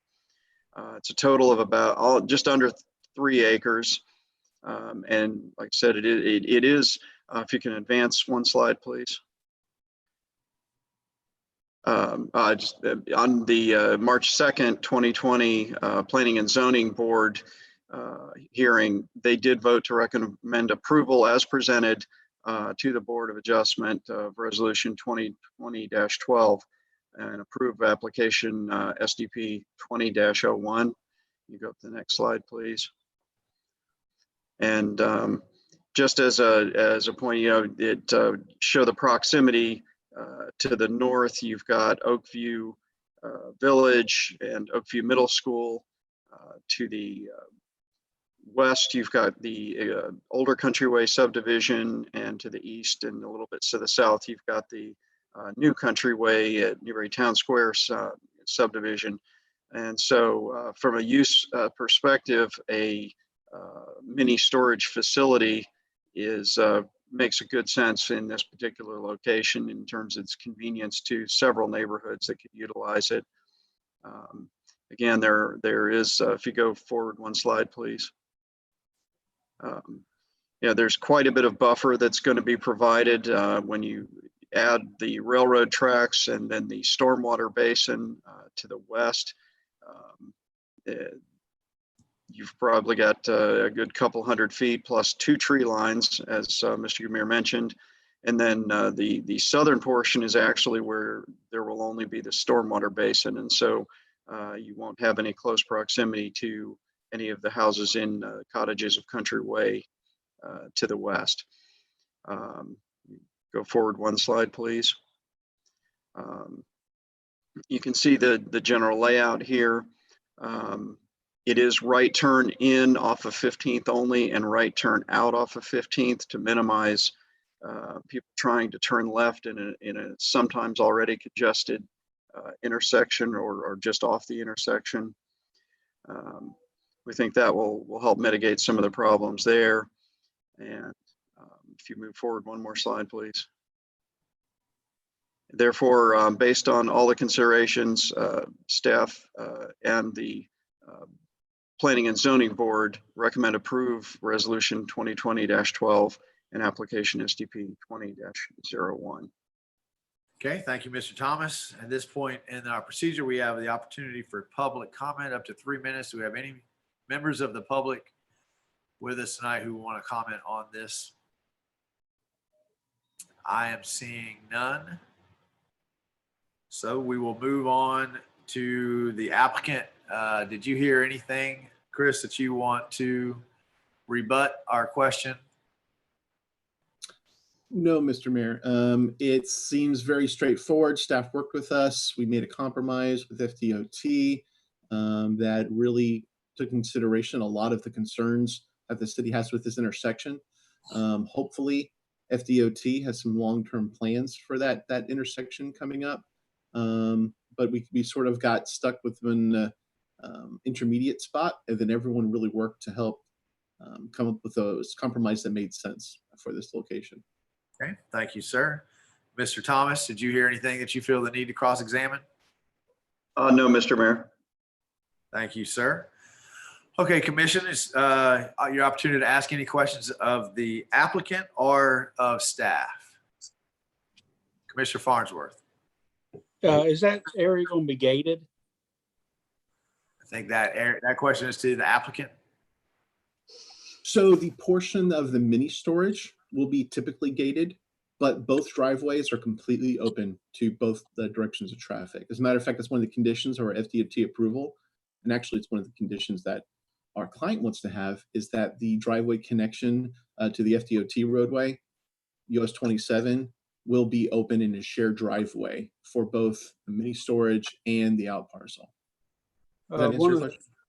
Yeah, one of the concerns I would have is people using that as a shortcut instead of waiting on at the intersection. They're just taking that road as a shortcut. And that's a great question. We actually got that question from the Board of Adjustment and staff. The property owners realize that there's not much they can do, especially considering that this may be sort of an out parcel. There's interconnectivity that's wanted for a location like this. And again, I know that people are going to take shortcuts. Our hands are kind of tied, if you will. It's really, we need to solve that intersection from a big perspective. And there's not much we can do on the site. Can I bring in the manager? Because I asked a question at the P&Z meeting.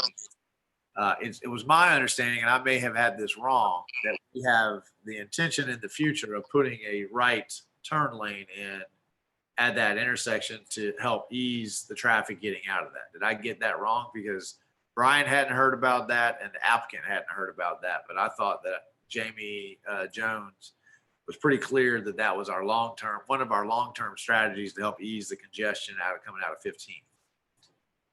Mr. Mayor,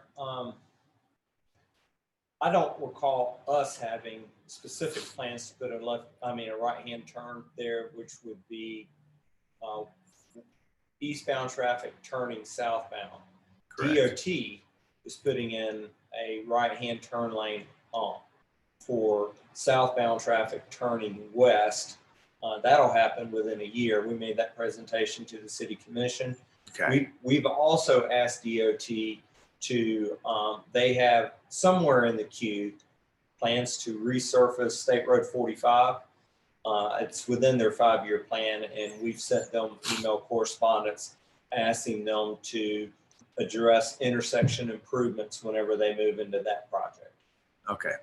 Commissioner Farnsworth, did that finish your questions? This was it. Okay. Any other commissioners have questions? Commissioner Martin. I'm looking at the diagram and I can see the right-hand only turn lane onto 15th Avenue from the subject property. Did you say there was going to be right turn only leaving the subject property onto State Road 45 as well? Or that can be either way? I think that's to the applicant. And coming off the property onto 45, you can turn left and right or just right?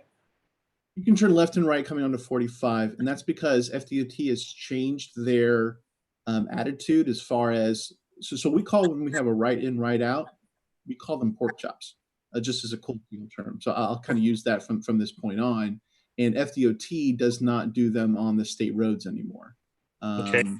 Because there's some concerns about people turning certain ways and the safety of them.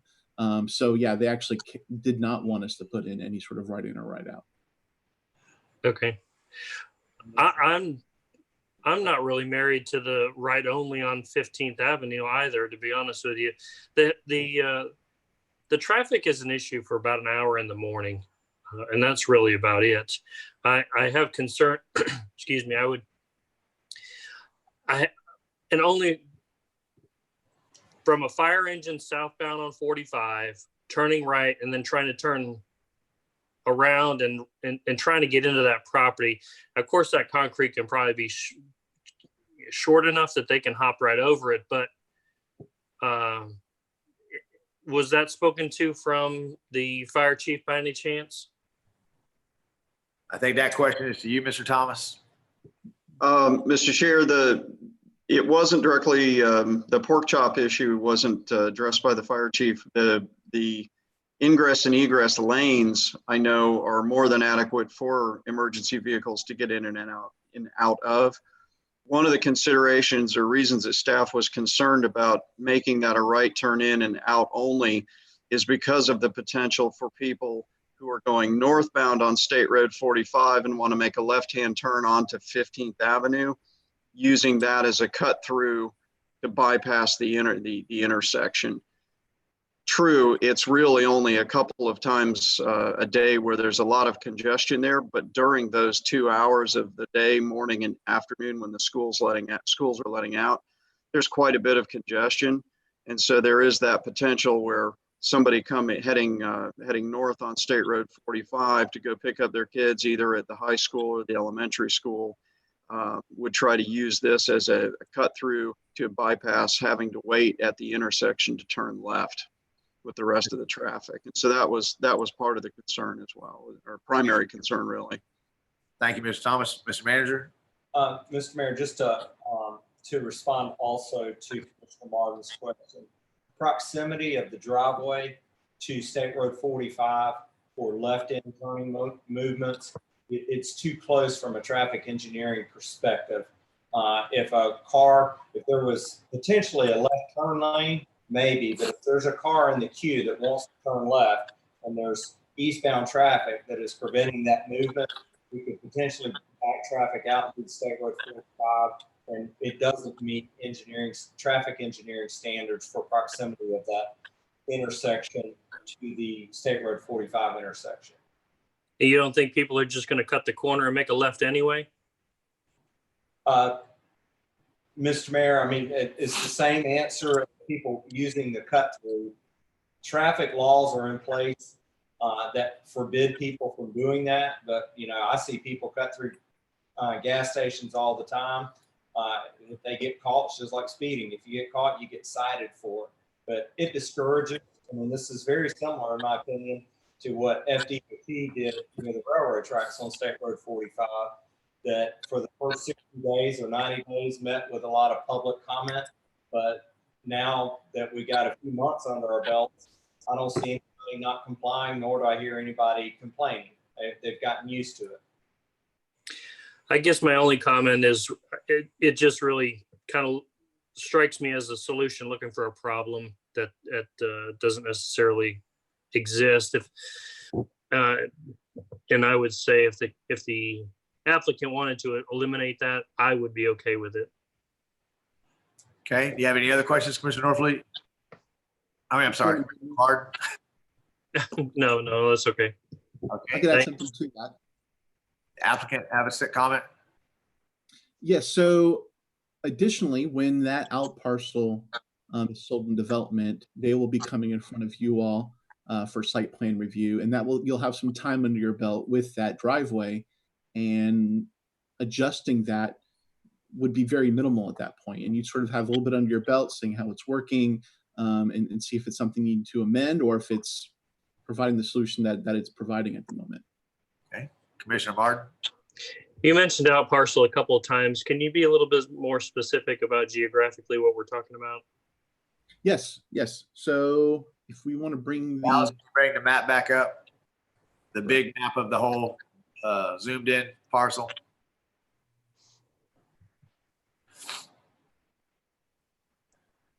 So we all are already familiar with the master stormwater pond as we wait for the map to come up. And that's at the southern end, even though it's on the left side of the screen. Then you have the mini storage in the middle. Yeah.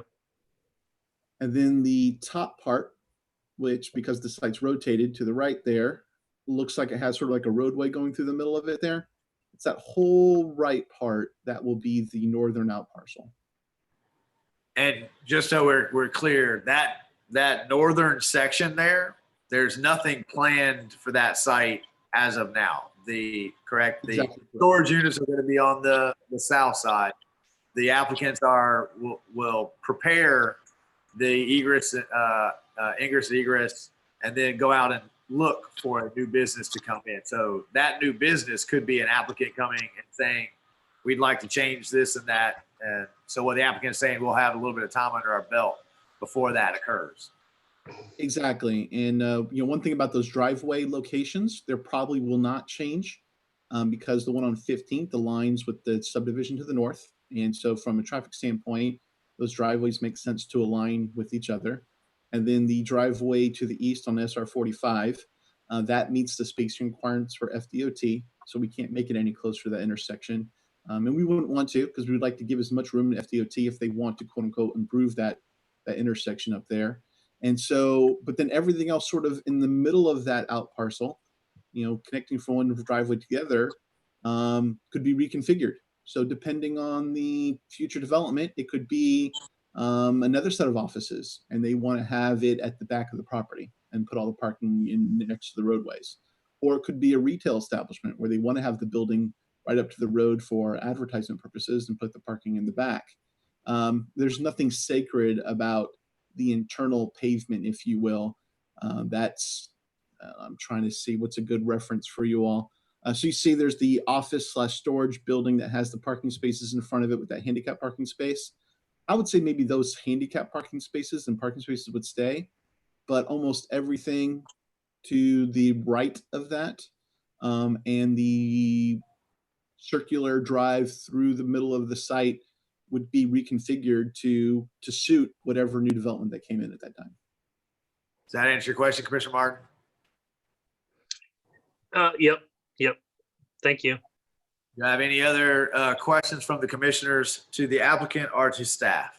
And Dallas, you can go back to the view. Thank you, sir. Any other questions from the commission? Commissioner Farnsworth, was that adjusting or are you trying to get our attention? You're good? Yeah, I was, what about the possibility of having a one-way street with going in off of 45 and exiting on the 15? I think we had that conversation at the P&Z, and the thought is if you have somebody that wants to put it like maybe a drive-in burger shop, that you'd want to be able to get all the way around and in and out on both sides. Are you suggesting that a one-way street would be better? Well, I think it would help eliminate people cutting through. Mr. Manager? It possibly would. I think from the state's perspective and a traffic circulation perspective, it would pull neighborhood traffic. Say anybody west on 15th that wanted to come to the establishment, it would pull them out on the state corridor for half a block back in. And my experience is the state prefers as many options as you can get and would prefer that we not make that one way. I don't know that they can mandate it, but their preference would be that we didn't pull local traffic out on State Road 45 only to make a right-hand turn right back into whatever that new business establishment becomes. I think we should start with as many options as we can. Let's see what happens with it. And then if we need to make an adjustment, we can make an adjustment later. Does that make sense, Commissioner Farnsworth? Sure. All right. Any other commissioners have questions or comments? Hearing none, does the applicant feel the need to make a final argument? You don't have to if you don't want to. We feel that the argument's presented adequately. Thank you. All right. Mr. Attorney, would you advise the decision-making body as to the applicable law? Thank you, Mr. Mayor.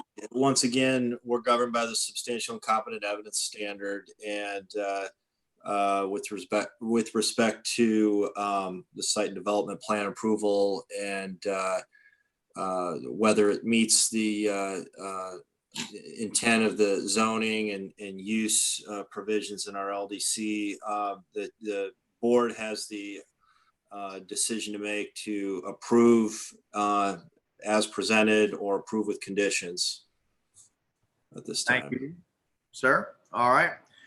So we'll go back to the commission for deliberations. If there are no deliberations, I'll entertain a motion. So moved. So I have moved. Second. From Commissioner Martin, and I have a second by Commissioner Coleman. So the motion was made by Commissioner Martin to approve. It was seconded by Commissioner Coleman. I have a motion and a second. Any questions or comments on the motion on the floor from the commission? Hearing none, are there any questions or comments on the motion on the floor from the public? I am seeing none. So with that being said, roll call, Commissioner McKinley, Aye. Commissioner Norfleet, Aye. Commissioner Martin, Aye. Commissioner Farnsworth, Aye. Commissioner Coleman. Aye. Motion passes unanimously. Thank you to all involved. And now we are on to comments. I didn't mean to cut you off there, Chris. Did you have a comment to make at the end? Oh, I just want to say thank you all very much, and you have a good meeting. Thank you, sir. Okay, that moves us to comments. Commissioner McKinley, do you have any more comments? Commissioner Norfleet, do you have any more comments? Commissioner Martin, do you have any more comments? I do not. Commissioner Coleman, I do not. did I get everybody? Commissioner Farnsworth? There you No, are. sir. Okay, anything else, Mr. Manager? No, sir. Madam Clerk? Nothing. I do want to comment that the motion in the previous meeting, the primary is going to be August 18th. I think we may have said August 11th. The primary is actually August 18th. But staff will get back to us. Our preference was August. We'll see if that works out. Rich, do you have any last comment? No comment? Nothing, Mr. Mayor. Thank you, sir. I also don't have any comment. And if there is public comment, hearing none, we are adjourned. Congratulations and thank you all for our first successful virtual meeting. Have a great night. How do we shut it off? There's a button lower right-hand side that says leave meeting.